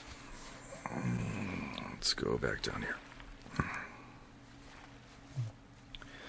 Dust has just arrived in Naviri and has much to learn about its customs, but she knows how to make the most out of every opportunity.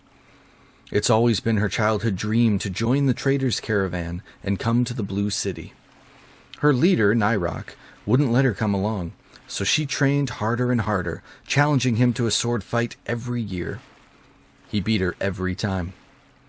One day, she had enough of watching the caravan leave without her, and decided to prove him wrong. She simply started walking. She crossed the entire Druskani Desert on foot, a 30-day voyage few could endure. Nyrok was impressed by her tenaciousness and let her join his seat for the final mile. How nice of him. Alright, so we've used both characters. We are up on the champion board. I think that is it for us now. Alright. That's going to be the end of the round. So, here's where it's not going to be so good for us. We start with the monster invasion. We don't have anything on either of these guys. Okay. So, 5. The Bullabura is the one that invades. His invasion effect is lose a die. So, we will lose a die. Bummer, after all that. We advance monsters. This monster flees. Since he has fled, and we did not have the most number of hits on him, we move -1 on the champion board. Lame. Okay. Then he's gone. This moves down. This comes out. Giant mud crab. Let's go over. Okay. Now we refresh and upgrade dice. So we can refresh 3. Unfortunately, we just lost 1. So we refresh these 2. And we can upgrade 3 dice. So that's going to be all 3 of these. The red one's easy. It's going to go here to the next bit. What are we wanting to do here?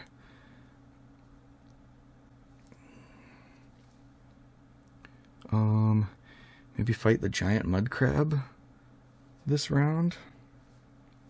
So we want this blue to upgrade to the double synergy. And then this one upgrade to blue. Yeah, it's probably fine. Okay. That was our refresh and upgrade. We return all of the character stuff. Dust, echo, disc, disc, disc, disc, disc, disc. Okay. And then we don't do the champion board thing. We move the judge. He's now in the Droska ring. And we advance. And in round 3, we don't increase our stuff at all.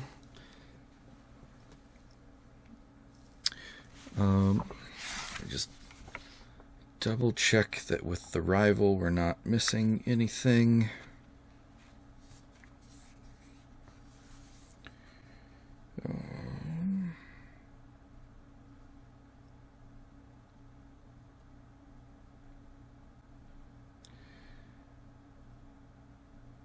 Yep.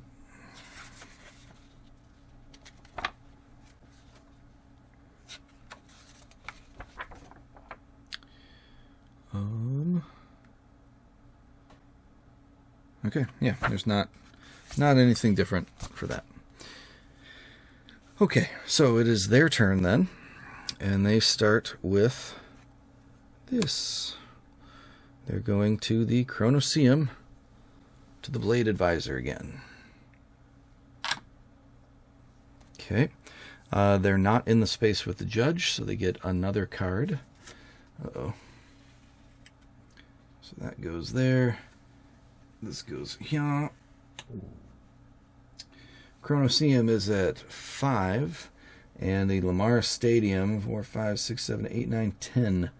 Uh-oh.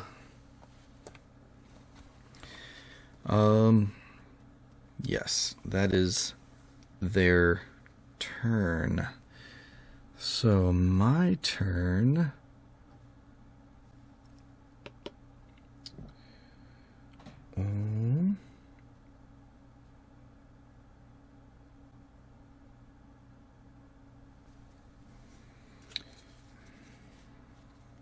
Let's see.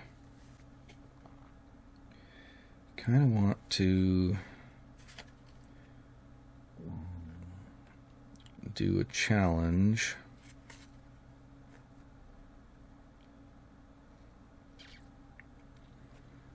Maybe not.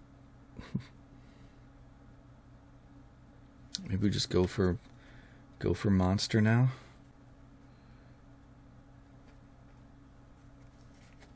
We'll boost our traits a bunch. Okay. We're going for it. Alright, so we're going over here to the Fold's Edge. We get 3 shells for going.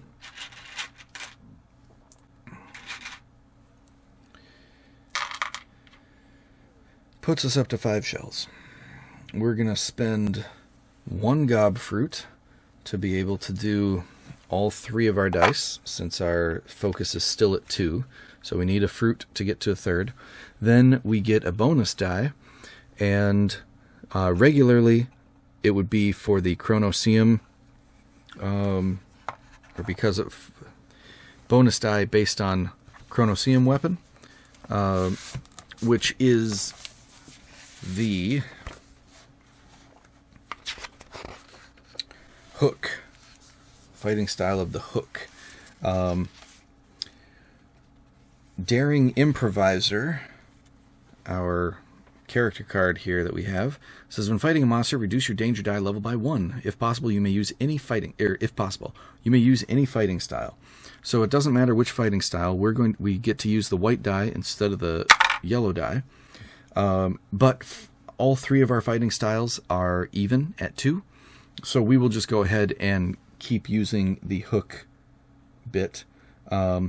When you visit the fold, because of the local champion card, it says when you visit the fold, you may choose an arena and take its island bonus. So we can either draw a stunt card, we can't buy a card from the market, we could gain a fruit, we could advance the stadium ship by 1 and collect a shell. Or draw challenges. I think we're going to draw a stunt card from the Chronoseum. Cool. Gain fruit equal to our stunt value. And then we will use hooks against the giant mud crab. Hooks were invented a long time ago by Navirian hunters as they provided a solid grip to flip crabs onto their back. Mounted with a flux-coated tip of impendium, they provided the best weapon against the dangerous decapods, giving access to a steady source of lime and meat. Since then, the hook has stood the test of time, remaining the Coral Guards' weapon of choice and the Chronoseum's official fighting style. Unsurprisingly, a tool of such historical significance is bound to make its way into many aspects of culture. Various types of hooks are used for simple daily tasks, and they even made their way into sports. The ever-popular ultimate hook. Yeah. Oh, giant mud crab. That happens to be right here. Nope, it's not. Alright. Anyway. So, we have a bonus die we are getting is in addition to these dice, and since we have 2 challenges completed for the matching type, or any type because we have that particular character card, we get a second level die. If you have 1 challenge, you get the novice novice bonus die. If you have 2, you get to choose an initiate die.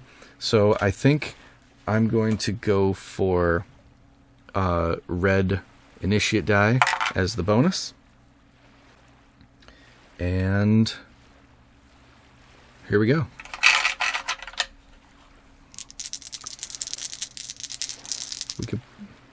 Can we defeat this guy? No. We'll be 1 short. Okay. Alright, so first off, we use a shell to negate the X. We'll keep this one.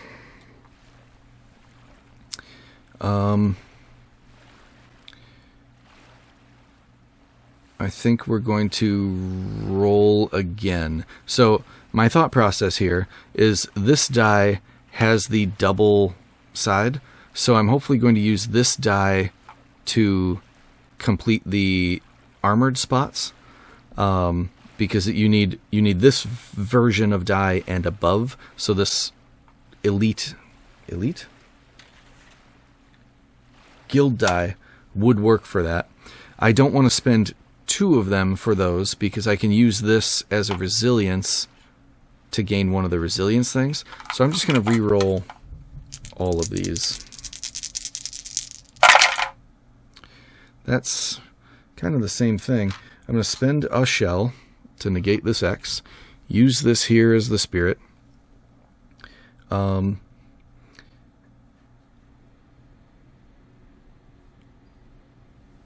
Reroll again. Try to get that double to not have to waste the shells on it. That's not it. We did get this, though. So we spend one more shell to negate this X. We now have 6 shells on our shell shield. So I'll spin 4. So we got 2 left on our shell shield. Spinning 4 to set this die to that. Boop. Okay. So we have now covered up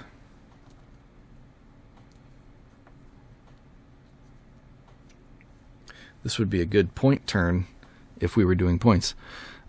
2 spirit, a synergy, and both of these, or 1 resilience, both of these synergy spots. Covering up the armored spots gets us points on the champion board. So up here, we get to move 2 because we hit the armored spots. And then over here, we increase our resilience by 1, our spirit by 2, boop, boop, and then our synergy by 2, boop, boop, which puts us into the last tier to be able to get 1 more character card. So we draw 2. Alright, when you play a stunt while on the same island as another character, refresh a die. Or the advanced shell shield, where we can move 1 shell to block 2 X's instead of 1 for 1. Yeah, it's going to be advanced shell shield. So that's going to just cover up our regular shell shield. So now it will always be 1 shell for X's. Neat. Last thing we have to do, which is the most disheartening thing in this game, I think. All these nice upgraded dice and stuff that we have, they're all gone. Bummerino. All these back to the box to start building up again. Oh man, we only need to hit him 1 more time, and then we get another point on the champion board for the kill bonus. That's too bad. Oh well. So lastly, we have... Oh, shoot. I forgot about that. We've rolled too many things and that we wouldn't be able to go back. But I forgot about when fighting a monster, we can upgrade a number of dice equal to your spirit trait level. So we could have upgraded 2 more of those dice and potentially made it to all of the things. Could we have? Maybe. I don't know. Either way, we have that for next time.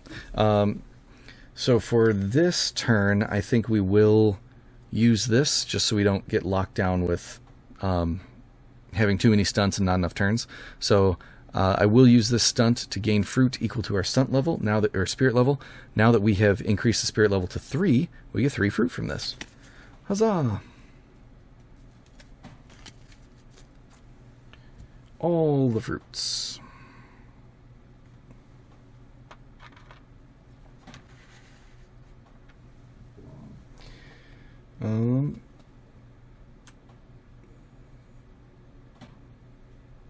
Okay.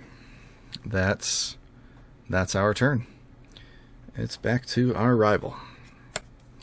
So they're going to the first position in the Lamara Stadium. I'm real glad now that I did not... I almost used the Lamara Stadium effect instead of the Chronoseum for the stunt card, and I'm real glad I didn't. I was worried that they would move here and advance the boat beyond this, because I want to be the one to hit that. So they're going here. That's adding one more to their Lamar Stadium. The judge isn't there, so they get another card for the Chronoseum. All right, for their plots, we are sitting at 10 for Droska Ring, 7 for Chronoseum, and 11 for Lamar Stadium. And we did say we're playing on easy, so the threshold is 12, not 11 in this case. Okay, so part of me wants to just do that fight again and use the bonus die to defeat the mud crab, and then spend the rest of the time getting more dice.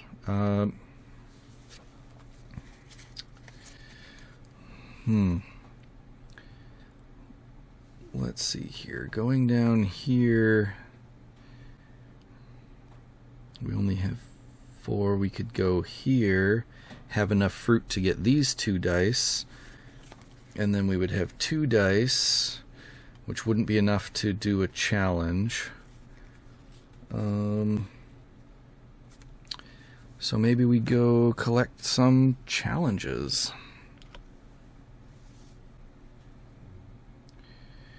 All right, we're gonna go.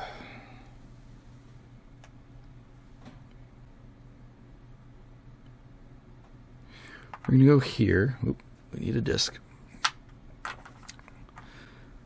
Gain 3 fruit. 1, 2, 3. Then we can discard 2 challenges.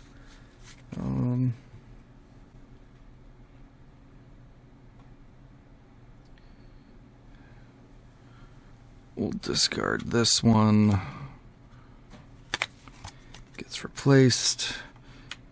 And discard this one. Gets replaced. And then I get to draw 2 challenges. Alright. I think I'm going to want this Walk the Lava Path for this turn. Woof.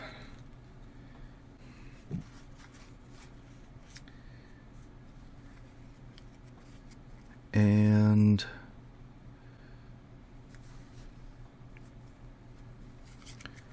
let's go for this one here for my 2.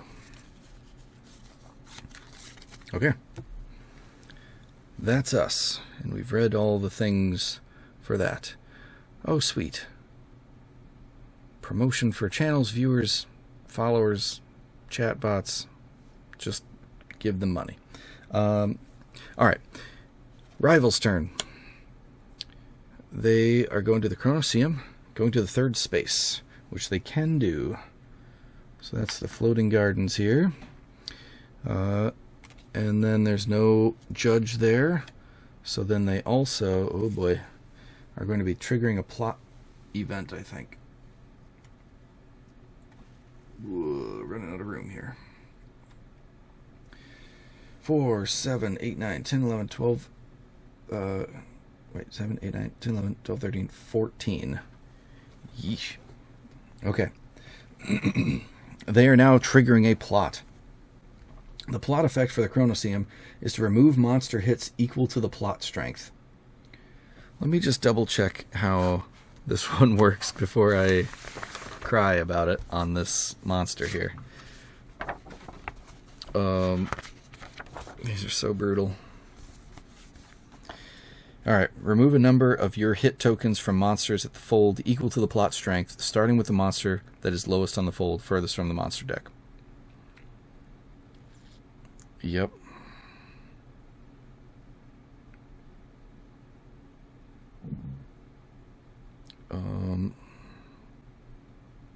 Oh. And many of the plot effects will cause you to pay a cost or lose a resource. If you cannot pay all the costs from the plot effect, pay as many as you can and move -1 on the champion board to pay the rest.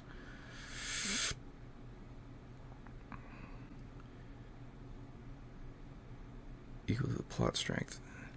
Is this really... Example, if a Chronoseum plot with a strength of 4 is hatched, and you only have 2 hit tokens on the monsters in the fold, remove the 2 hit tokens, then move -1 on the champion board since you couldn't pay the whole thing. Alright, hang on. Resolving a plot. Okay, remove half of the cards, rounded up, from the plot, starting with the highest point values. The number of cards you remove is the plot strength. The strength of any plot is increased by 1 if you are ahead of the rival on the champion board, which we are. So, okay. So we discard...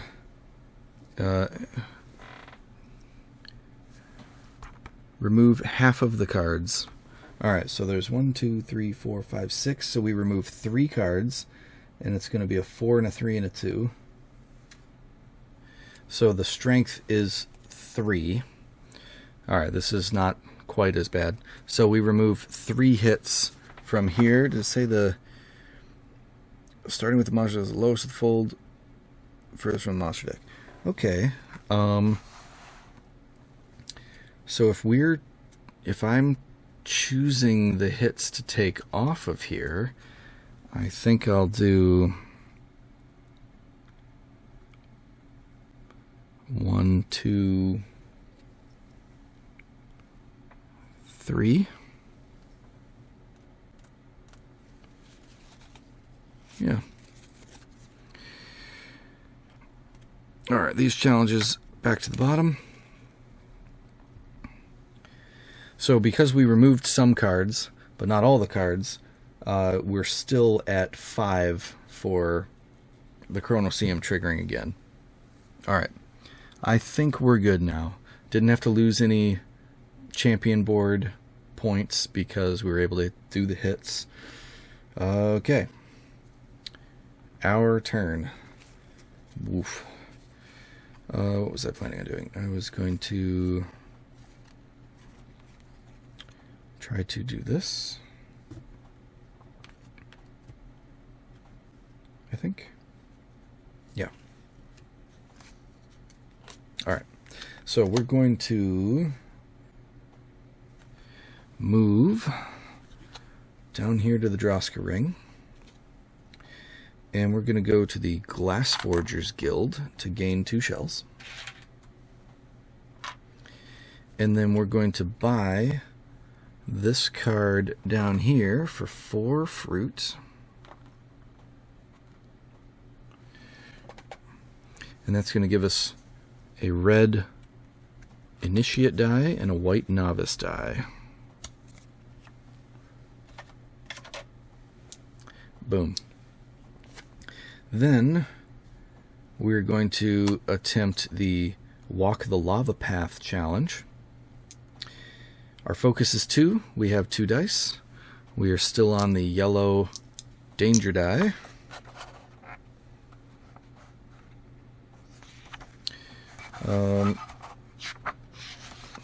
Did we read Glass Forgers Guild?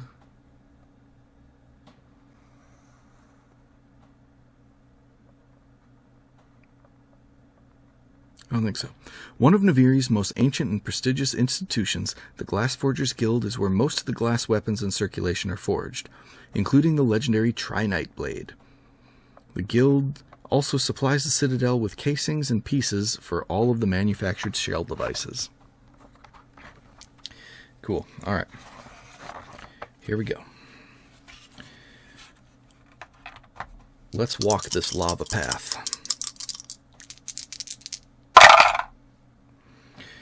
Alright, so we got the spirit. We'll spend a shell. Reroll. And there's the focus. Boom. Didn't have to do another shell either. Alright.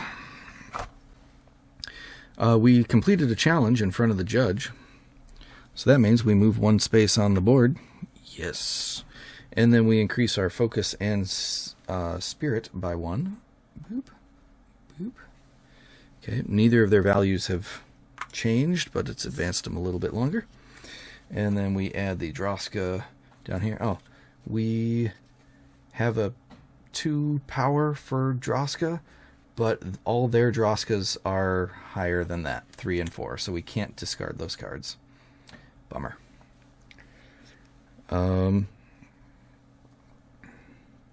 Okay.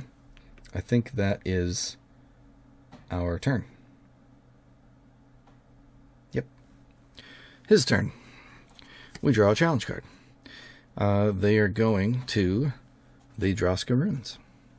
Or Droska Ring. Why do I keep saying ruins? There's not even ruins on here. No ruins. Okay. They're going to Drifter's Dock because it is the first location here. They are in the spot with the judge, so that was, what, moving 2 on the thing? Yep. So they finally have moved on to a place with the judge, so they get to move up 2 on the champion board. And then this goes under the Droska spot. We keep doing this out of order. It's a one cost card that I could have just completed and knocked out of there. Oh well. 7, 10, 11. They are 1 away. That's going to draw a plot effect, and that's going to be terrible. Okay. So our turn. So we're out of discs, but we do have both other people here. I think we definitely want to use Echo as a minimum, because her advancing 3, we will still be able to use her again next round, in the final round, and we will only have to advance 1 point in order to be able to use Dust if we use her this round as well. So we're gaining 3 dice back for resilience. I think we just want to try to get dice. Right? So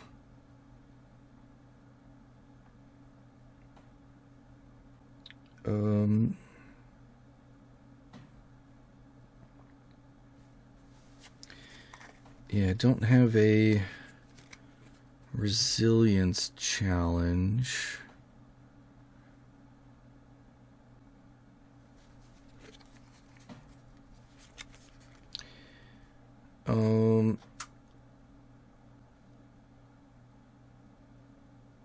All right. So we're going to use Echo down here. This is going to advance the boat 1, 2 because of our racing engine. 3 spaces. So we're going to go 1, 2, 3. We get a challenge card, 2 fruit, and a spot on the champion board. 2 fruit. I moved up 1 on the champion board already, and we'll draw a challenge. Let's go for this one. Okay.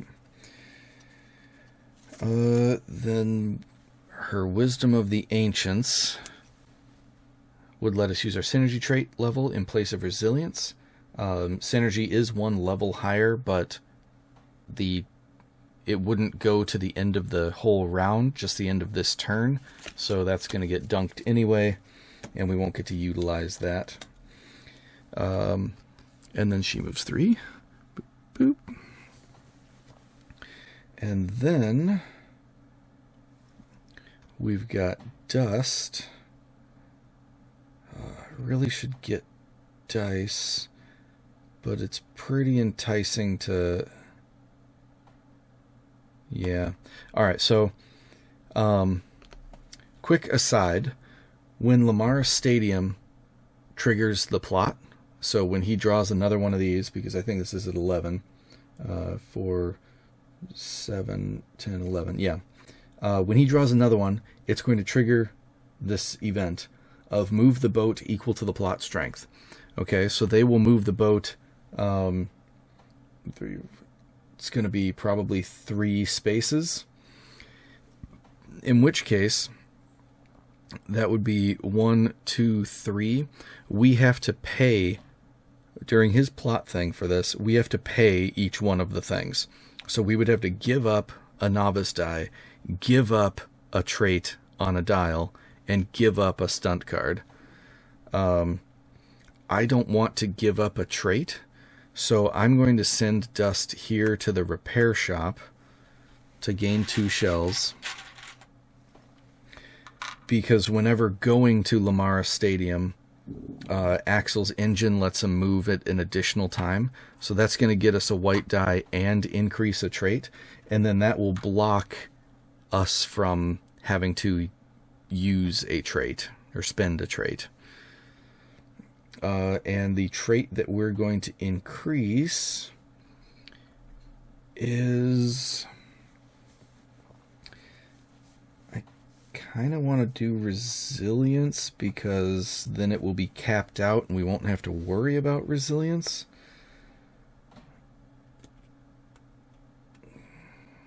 But doing it right now doesn't benefit. But all the other ones are tax spaces, so that doesn't really benefit either. We've got the fruit for the focus. Okay, we will do resilience. All right, that's capped at 4. Do we want to do a challenge in this location with the one thing? No, we do not. Definitely not. Okay, so her rise to the challenge. Before resilience challenge, you can pay a shell to gain a novice die. It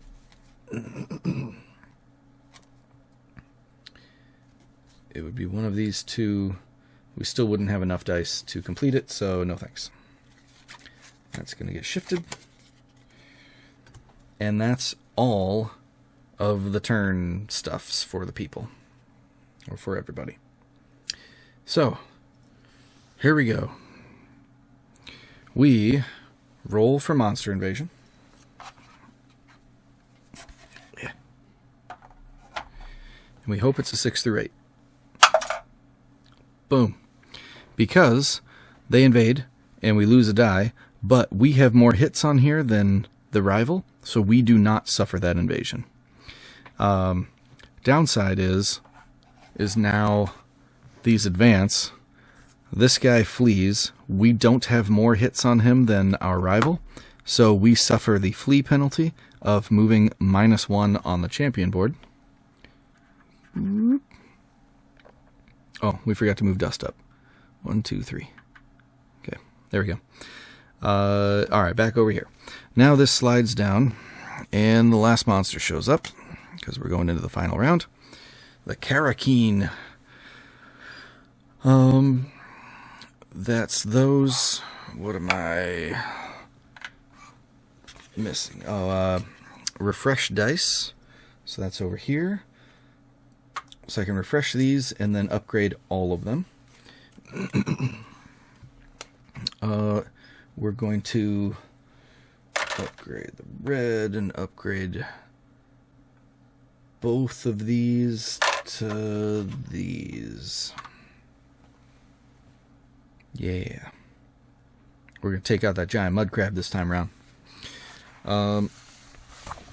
Alright, so that was advance, flee, refresh, return, move, judge, advance. Alright.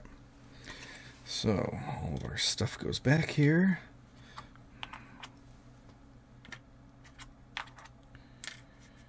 Here we go, final round. Get that, this and this. And judge moves. And we go to the final round. We're now on the red die. We get one more action.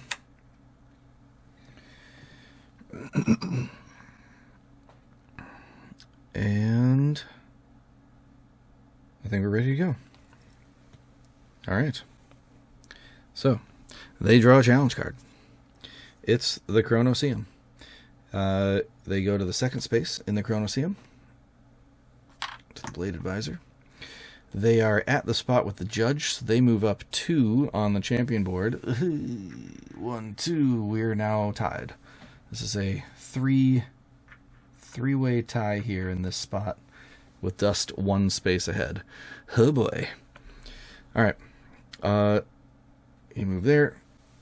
Chronoseum. That's the one that we had just discarded stuff. So now they're already back up to 7 in the Chronoseum. All right. Our turn. Let's see. We've got a lot of shells. We got fruit. Do we go for the crab now? Or do we go for doing this Chronoseum? Oh. Bummer. Because we moved down on the champion board, we now can't use dust, and her ability right now is when you push it on a resilience challenge, which would be this, move +1 on the champion board. Oh, that would have been perfect right now. But we can't use her for this. You may discard a challenge card from your hand to gain 2 shells. Yeah. That's just that stunt. Okay. So, how about we do something about getting points here? So many resilience challenges. I don't want to do resilience anymore.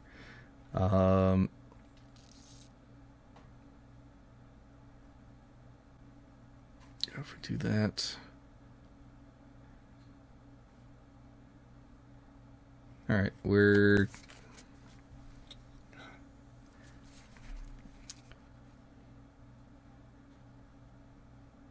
I think we're just going to do this anyway and not use dust.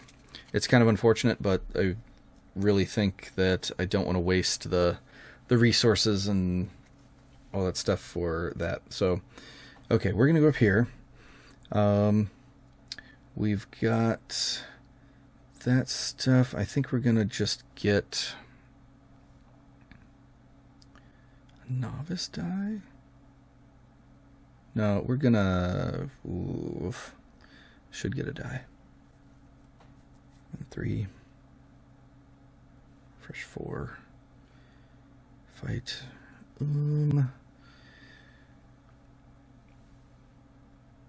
Okay, we'll go here and gain another blue initiate.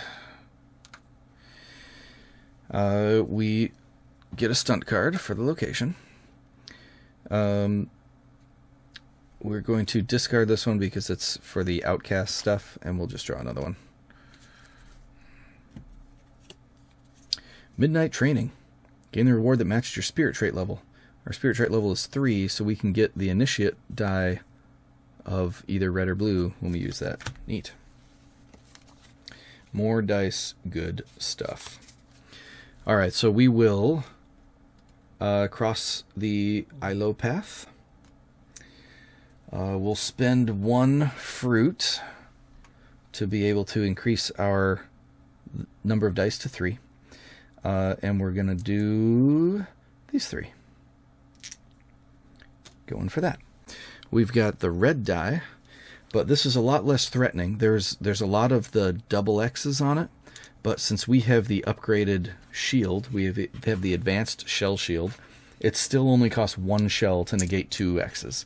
So it really doesn't, the danger die doesn't make a difference to us between these two, save for 1 fewer blank side on this one. Alright, here we go. So we are looking for this resilience, this spirit, and this wild. We do need to spend a shell to negate those 2 X's, but then we complete the thing. Excellent. So we have completed a challenge in front of the judge, so we move up 1 space. We also have successfully pushed it in the location with our rival, so he moves down 1 space.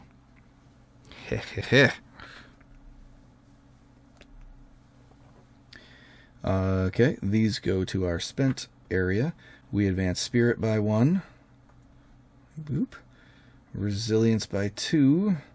which no longer matters anymore because our points don't do anything. And then we slot this. Actually, first, it's a twofer. We can discard, let's see, each time you complete a challenge, you may discard a card that has equal or lower points from the matching column. Alright, so we discard a twofer here. We keep this one. If we complete another one at the Lamara Stadium, we will gain 2 more champion board points. That'll be probably good. And I don't think we want to use this quite yet. So it is the rival's turn. Oh, here we go. They are heading down here to the second spot. Going there moves the boat 1. And now this triggers an emotional response from me. This triggers this plot. Oh, they first actually draw another card, which is for the Droska ring. Oh, it's going to trigger that plot too. Oh no. Alright,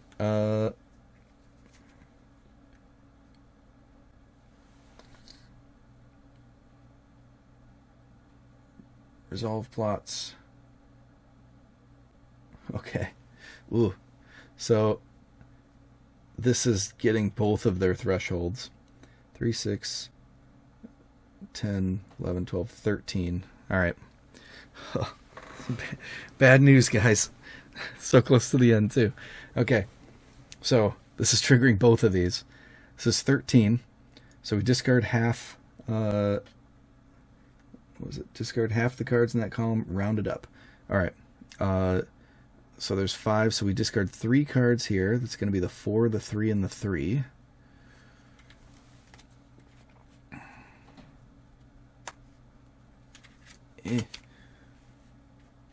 Okay. He's got 2 left. Discarding these 3. We are ahead of them on the champion board, so the strength is 4.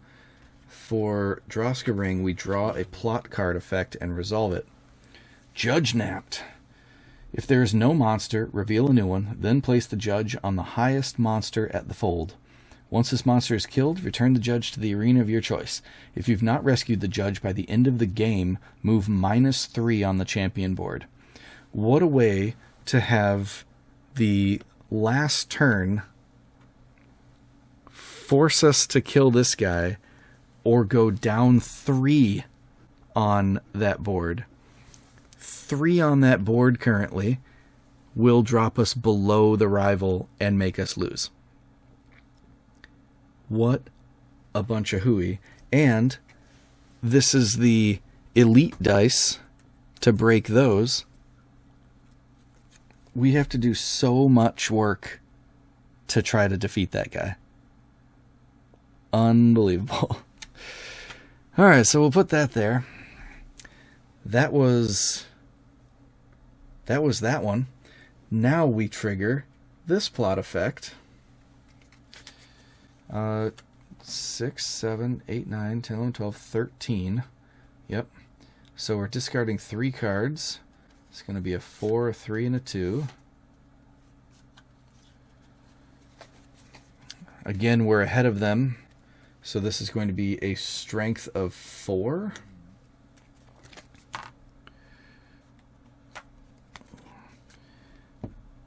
Alright. And just to make sure I'm doing this right, I'm going to go through this one from the book here. Alright. So we move the boat a number of spaces equal to the plot strength, which was 4. For each space the boat passes or stops in, you must pay the marked reward if possible instead of gaining it. The rival never gains these rewards. And remember, if we can't pay for it, then we have to go down on the champion thing. So he advances this 4. 1, pay a shell. 2, pay a point. 3, pay 2 fruit. Got 2 fruit, 1 fruit left. 4, pay a challenge card. Okay, that's easy. Challenge card paid. Well, missing this thing is pretty critical. All right. That was his turn. Our turn. Jeez. I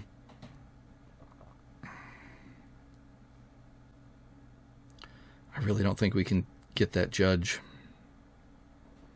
I think we're going to have to just fight the mud crab, give up on the judge, and then try to complete one more challenge in Lamara Stadium.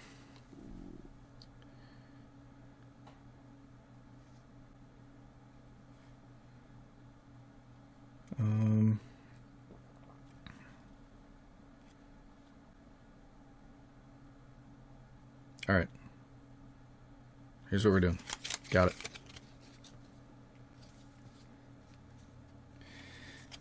We're down below. It's fine. Okay. We are going to move to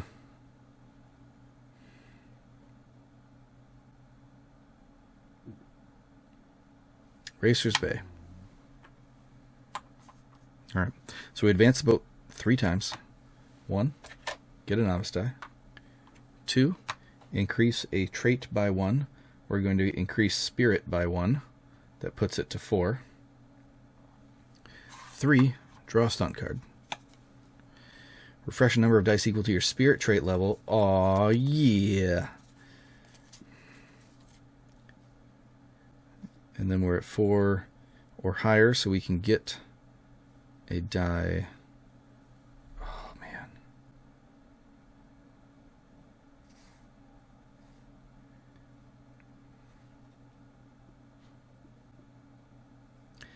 If we upgrade...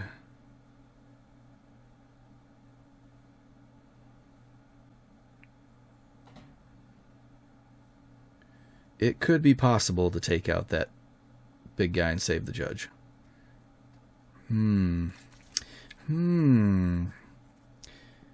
Okay. Well, we're going to attempt this. We need another die, so we're gonna do midnight training here. Our spirit level is 4, so we get a die of that type. We're going to grab the red one.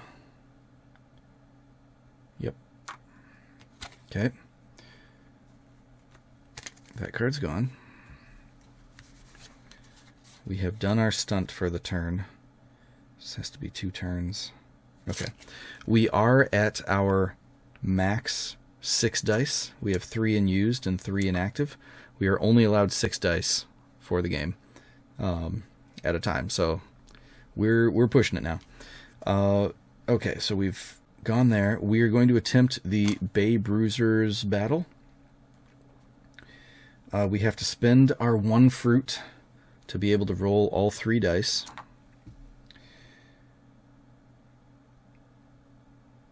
Yep. We want to... Oh, wait. Oh, we have to push it in order to have him lose out.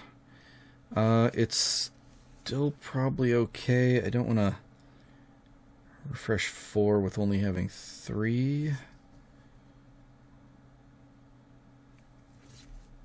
Okay. So we won't go for the push it to have him go down on the champion board, because we're mainly trying to complete it, because that completes another set and moves us up 2 on the board. So here we go.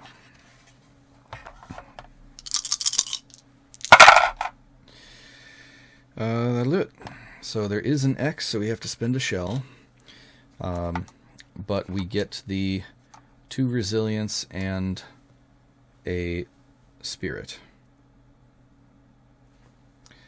So we also get to discard a 3 or lower challenge on his thing. So, okay. First off, we discard this too. We probably wouldn't get there anyway, since we already hit it. Then we add this down here. That's our third one. Our third set. So we go up 2 on the champion board. 1, 2.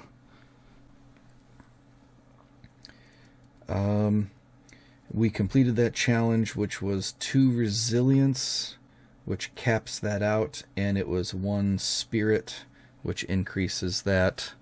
So we're way over here and way up here. These would be points, but we aren't doing points. So we have all 6 dice in our used. That is going to be our turn. I don't think I've read Racer's Bay. Hang on.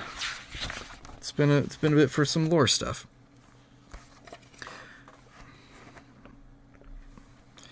Many aspiring racers start their careers in the shallow water lanes outside of Lamara Stadium, hoping to attract a sponsor.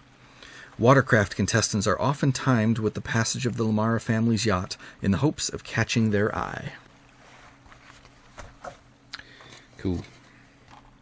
Okay.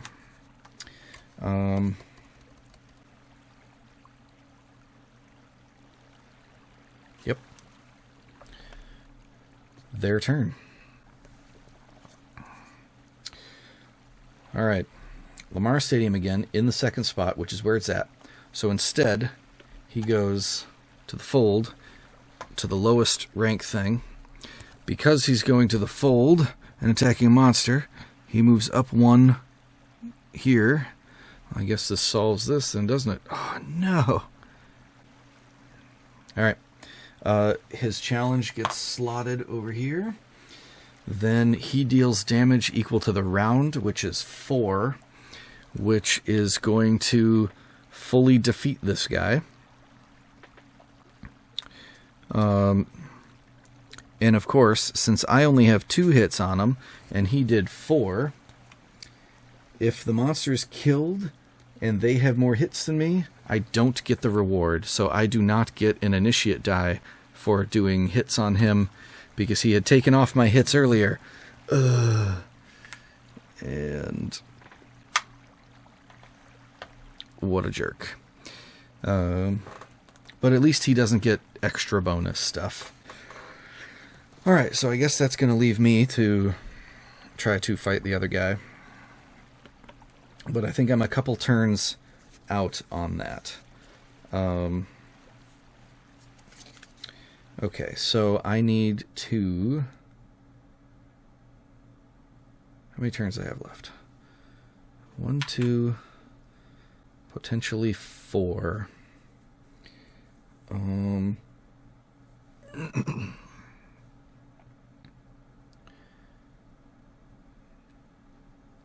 need fruit to be able to do the things.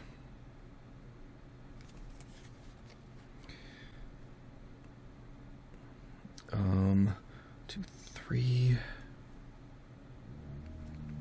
Got 2.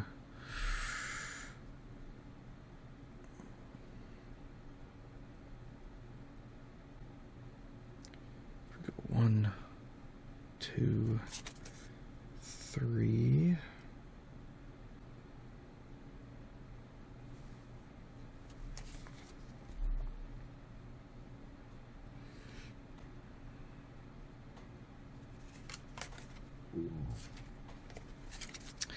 Huh.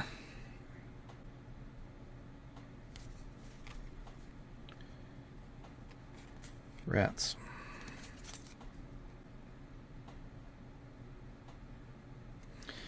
Alright, if we get the things.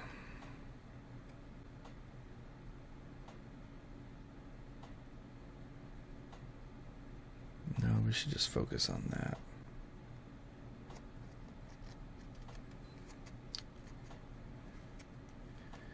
Oh boy.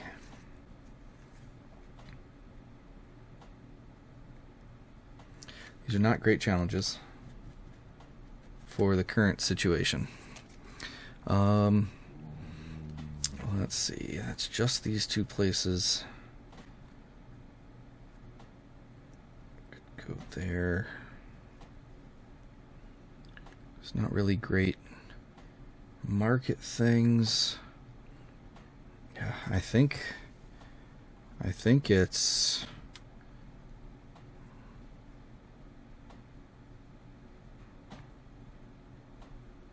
going up here to gain 3 fruit.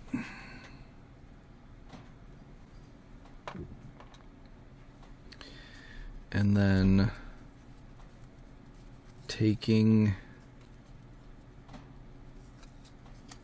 discarding this one.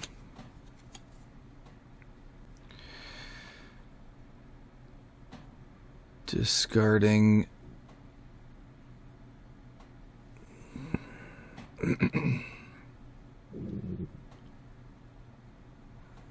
this one.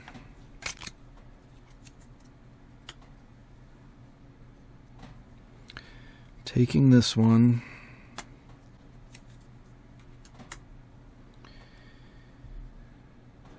And taking this one. Alright. Those in hand. These discarded.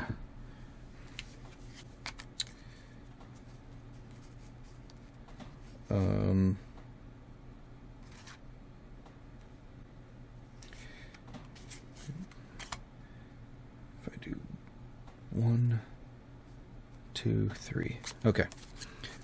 Going to use Sudden Resilience this turn. So I can refresh a number of dice equal to my Spirit trait value, which is 4. So we can only use 1 stunt die per turn. So that 4 is going to be 1, 2, 3, 4. Okay. And that's the turn. So now we're up here. This guy, hang on. The inner reef that he went to last time. Despite the occasional monster roaming the deeper waters, many drifters are lured to the inner reefs, hoping to catch shellers they can sell for a high price. In order to keep citizens safe inside the city borders, Coral Guards have received the order to strike with full force at any monsters past this point. Yeah. Alright. His challenge is to Droska Ring in the 2nd position. So that's down here. He is going to the Glass Forgers Guild. It means he gets rid of this card here. Okay, wasn't relying on that. That's good. He's not at the place with the judge, so he does get a 2nd card. This puts this threshold to 5, and this one to 5. And the middle one is 5. They're all at 5. But he only has 1 turn left, so I'm not worried about that. Alright. My turn was going to go using dust, because we're past dust on the board. We're going to use dust to go to Palm Plaza down here to gain 2 fruit. Ooh. This is the first player token, which doesn't matter for solo mode because the rival always goes first. Using Lamar Stadium and Axel's ability, we will advance twice, which is a shell and 1 on the champion board. 1 on the champion board. Then we're going to attempt the Total Brawl challenge. We're going to spend 2 fruit since our focus is at 2, to let us roll all 4 dice. We've got the challenge die. Here we go. We're going for 2 resilience and 2 focus. There's 2 resilience, and there is 2 focus. There is X's. I will spend a shell, and that negates the X's. Success. Dust card, Forged by the Sands. When you push it on a resilience challenge, move +1 on the champion board. Yay! It's a resilience challenge because resilience is shown here. So unfortunately, we don't gain anything for these resilience bits here. We do gain the 2 focus, which will put us up to 3, level 3 now in focus. There it is. So we now can do 3 dice. And then these all get discarded.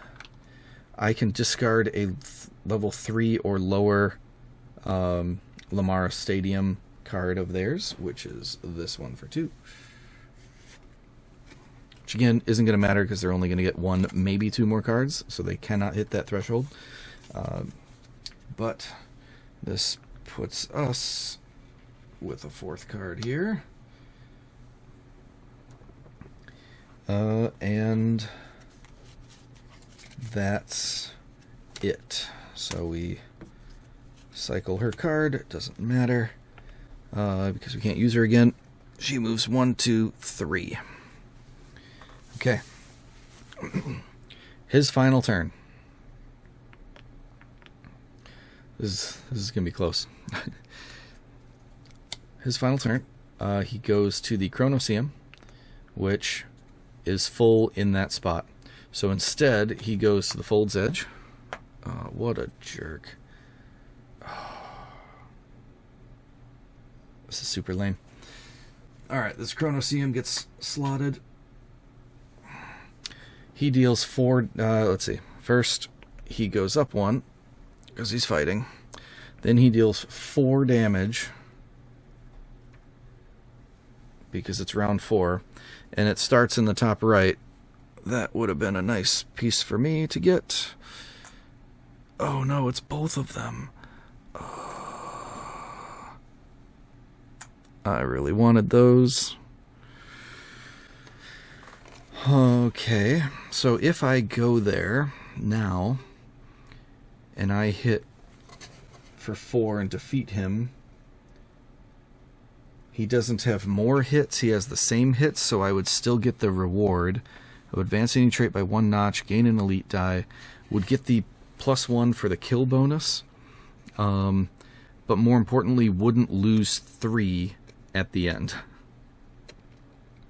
Ugh. What a jerk. Going there right now as the last thing.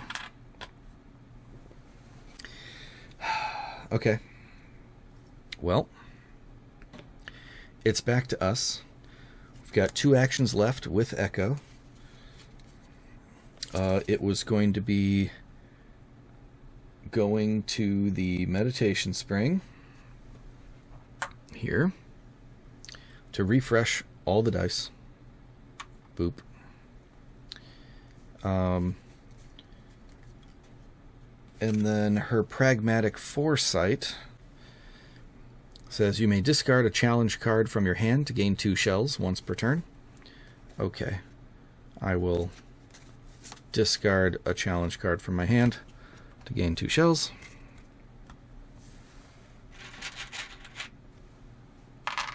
Okay.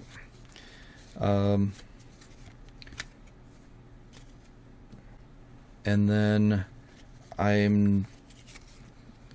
the challenges don't matter. I'll just draw 2 from the deck just to complete the action. And then Echo moves 3 on the board. We haven't read Echo.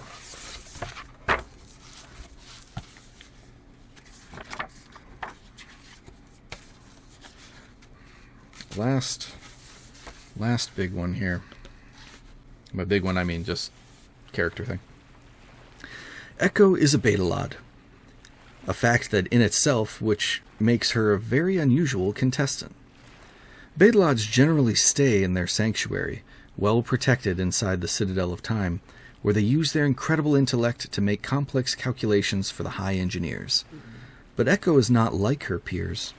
She's fascinated by the monsters and the outside world, and dreams of studying the Fold and its mysteries.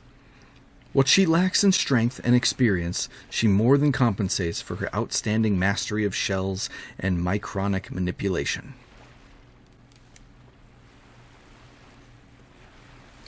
Yeah. Okay.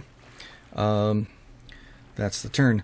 It would be the rival's turn, but he is out of stuff, so it's back to our turn for our last disc, which is going to be spent going up here to the Fold's edge. We get 3 shells for going there. 1, 2, 3. Okay. Looking at all of the things that we have here. So, when you visit the Fold, you may choose an arena and take its island bonus. It's gonna be... Let's see, going here, we'll get 2 fruit. We're gonna use our 3 fruit to do all the dice. We don't need any more, so that doesn't matter. Buying a card from the market, we can't because we need the fruit. Gain a fruit, may as well gain 2. We don't need to draw challenges, so I guess we draw a stunt card, even though we're pretty much guaranteed to be using this one. Gain shells equal to spirit. Okay, yeah, that we aren't gonna need. All right. That was that one. When fighting a monster, reduce your damage die by 1. And then you can use any fighting style. We have 4 in our Lamara Stadium watercraft stuff. So even though the Karakeen is weak to hook from the Chronoseum, we instead are going to use the Battle Staff. From crude fishing spear to modern martial weapon, the staff has always played an important role in Naviri and is the recommended fighting style in Lamara. Whether to throw your opponents off balance in water jousts or simply to keep your own balance on the unstable floating platforms, mastering the staff is a good way to make your mark in the water stadium and a definite bonus for any aspiring Tidal blade. Indeed, it is a swift, versatile, and deadly weapon in the hands of an expert, and is particularly effective against fast-moving predators such as sea hounds and barracudas. Masinki Bubba is a famous figure who first became known as a staff champion before later joining the ranks of the Tidal Blades. Cool. Alright. So, we're up here. We're going to be using that. That is a bonus of 4, so we get to... It would be bonus 1, 2, 3, 4, so we get a guild die of our choice. Let's see, so we're currently rocking this. So these 3 are for the bottom bits, these are for the top bits. This is just so ridiculous. Oh, I'm so upset. Alright, so we'll gain a guild die for this. That's going to be our bonus die. Okay. Then we use 1 danger die level down, is that. Then I will use Spirit of the Tidal Blades.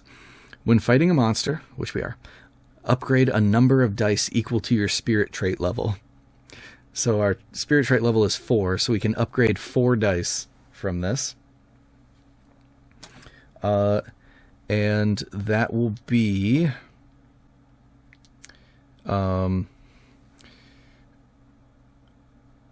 we'll do... 1, 2, 3, 4.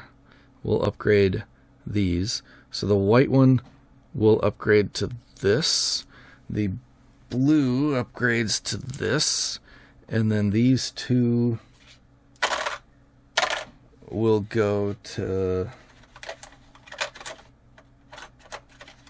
both be this.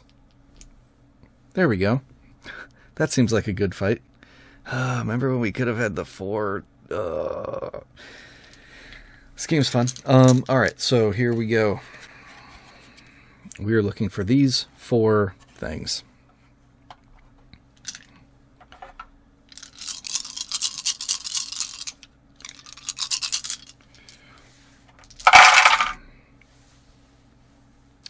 Alright. We can clear all of them with wilds. Yeah.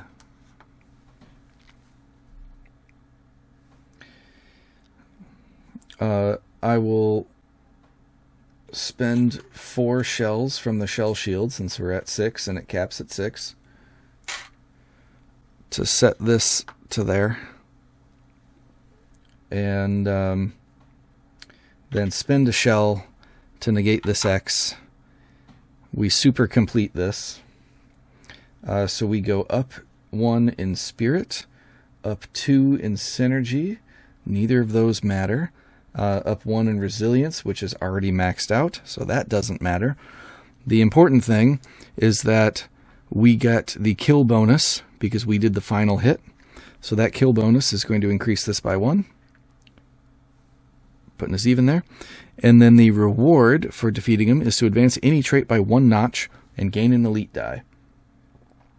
Also doesn't matter. We'll advance spirit by 1 just to have that be all the way at the end. All of these dice are lost. Once this monster is killed, return the judge to the arena of your choice. Okay. He's going back to my home of the Lamara Stadium. For show. Okay. So that is all these dice gone because they don't matter. It was just kind of a fun, silly all-in there at the end. We used this. This guy is defeated. Yeah, totally could have cleared the entirety of this card. And then got 2 more points on there to reach like the top of the thing. Okay. I think that is it.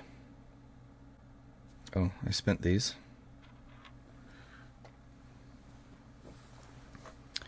Let's see. Let's see here. Oh.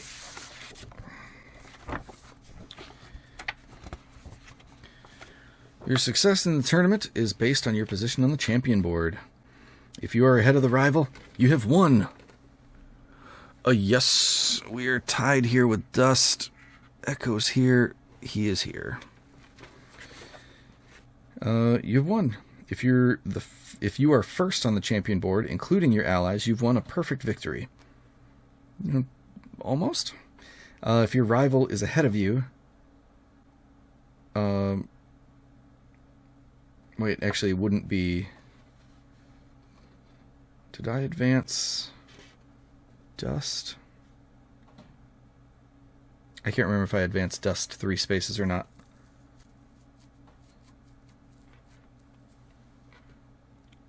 Did I advance 1 extra on the champion board for completing the resilience?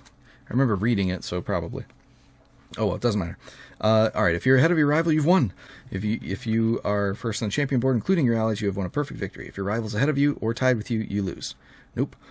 For an additional challenge, you can track your position on the champion board and the position of your allies and rival. How far ahead and behind you are compared to the other characters shows your success in the tournament.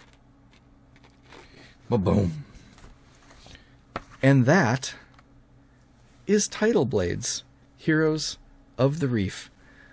So hopefully everybody enjoyed that. It's kind of a long trek through all of this, but with a lot of story and characters and stuff. There's obviously a lot more that I didn't read. There were basically like 2 more entries per. I did like the initial thing on a location, but there's even more stuff going on each one of those. There's some things on the enemies, and then there is the whole rest of this book is the story, like these characters' stories, chapters upon chapters of story, and it is real good. Just fantastic stuff.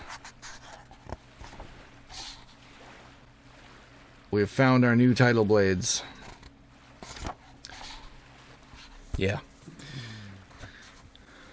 So if you're interested in that stuff, the second game of this will be a dungeon crawler, like a cooperative dungeon crawler, where us as the new Tidal blades will be venturing into the fold to fight the monsters in there. So it'll be a cooperative dungeon crawler. It's going to be awesome. And then there also will be a tabletop game of this, tabletop RPG. So you can delve even deeper into the lore of this realm and all that stuff. So yeah, thank you everybody for scoping it out and sticking in there with me. And I guess until next time, keep on gaming.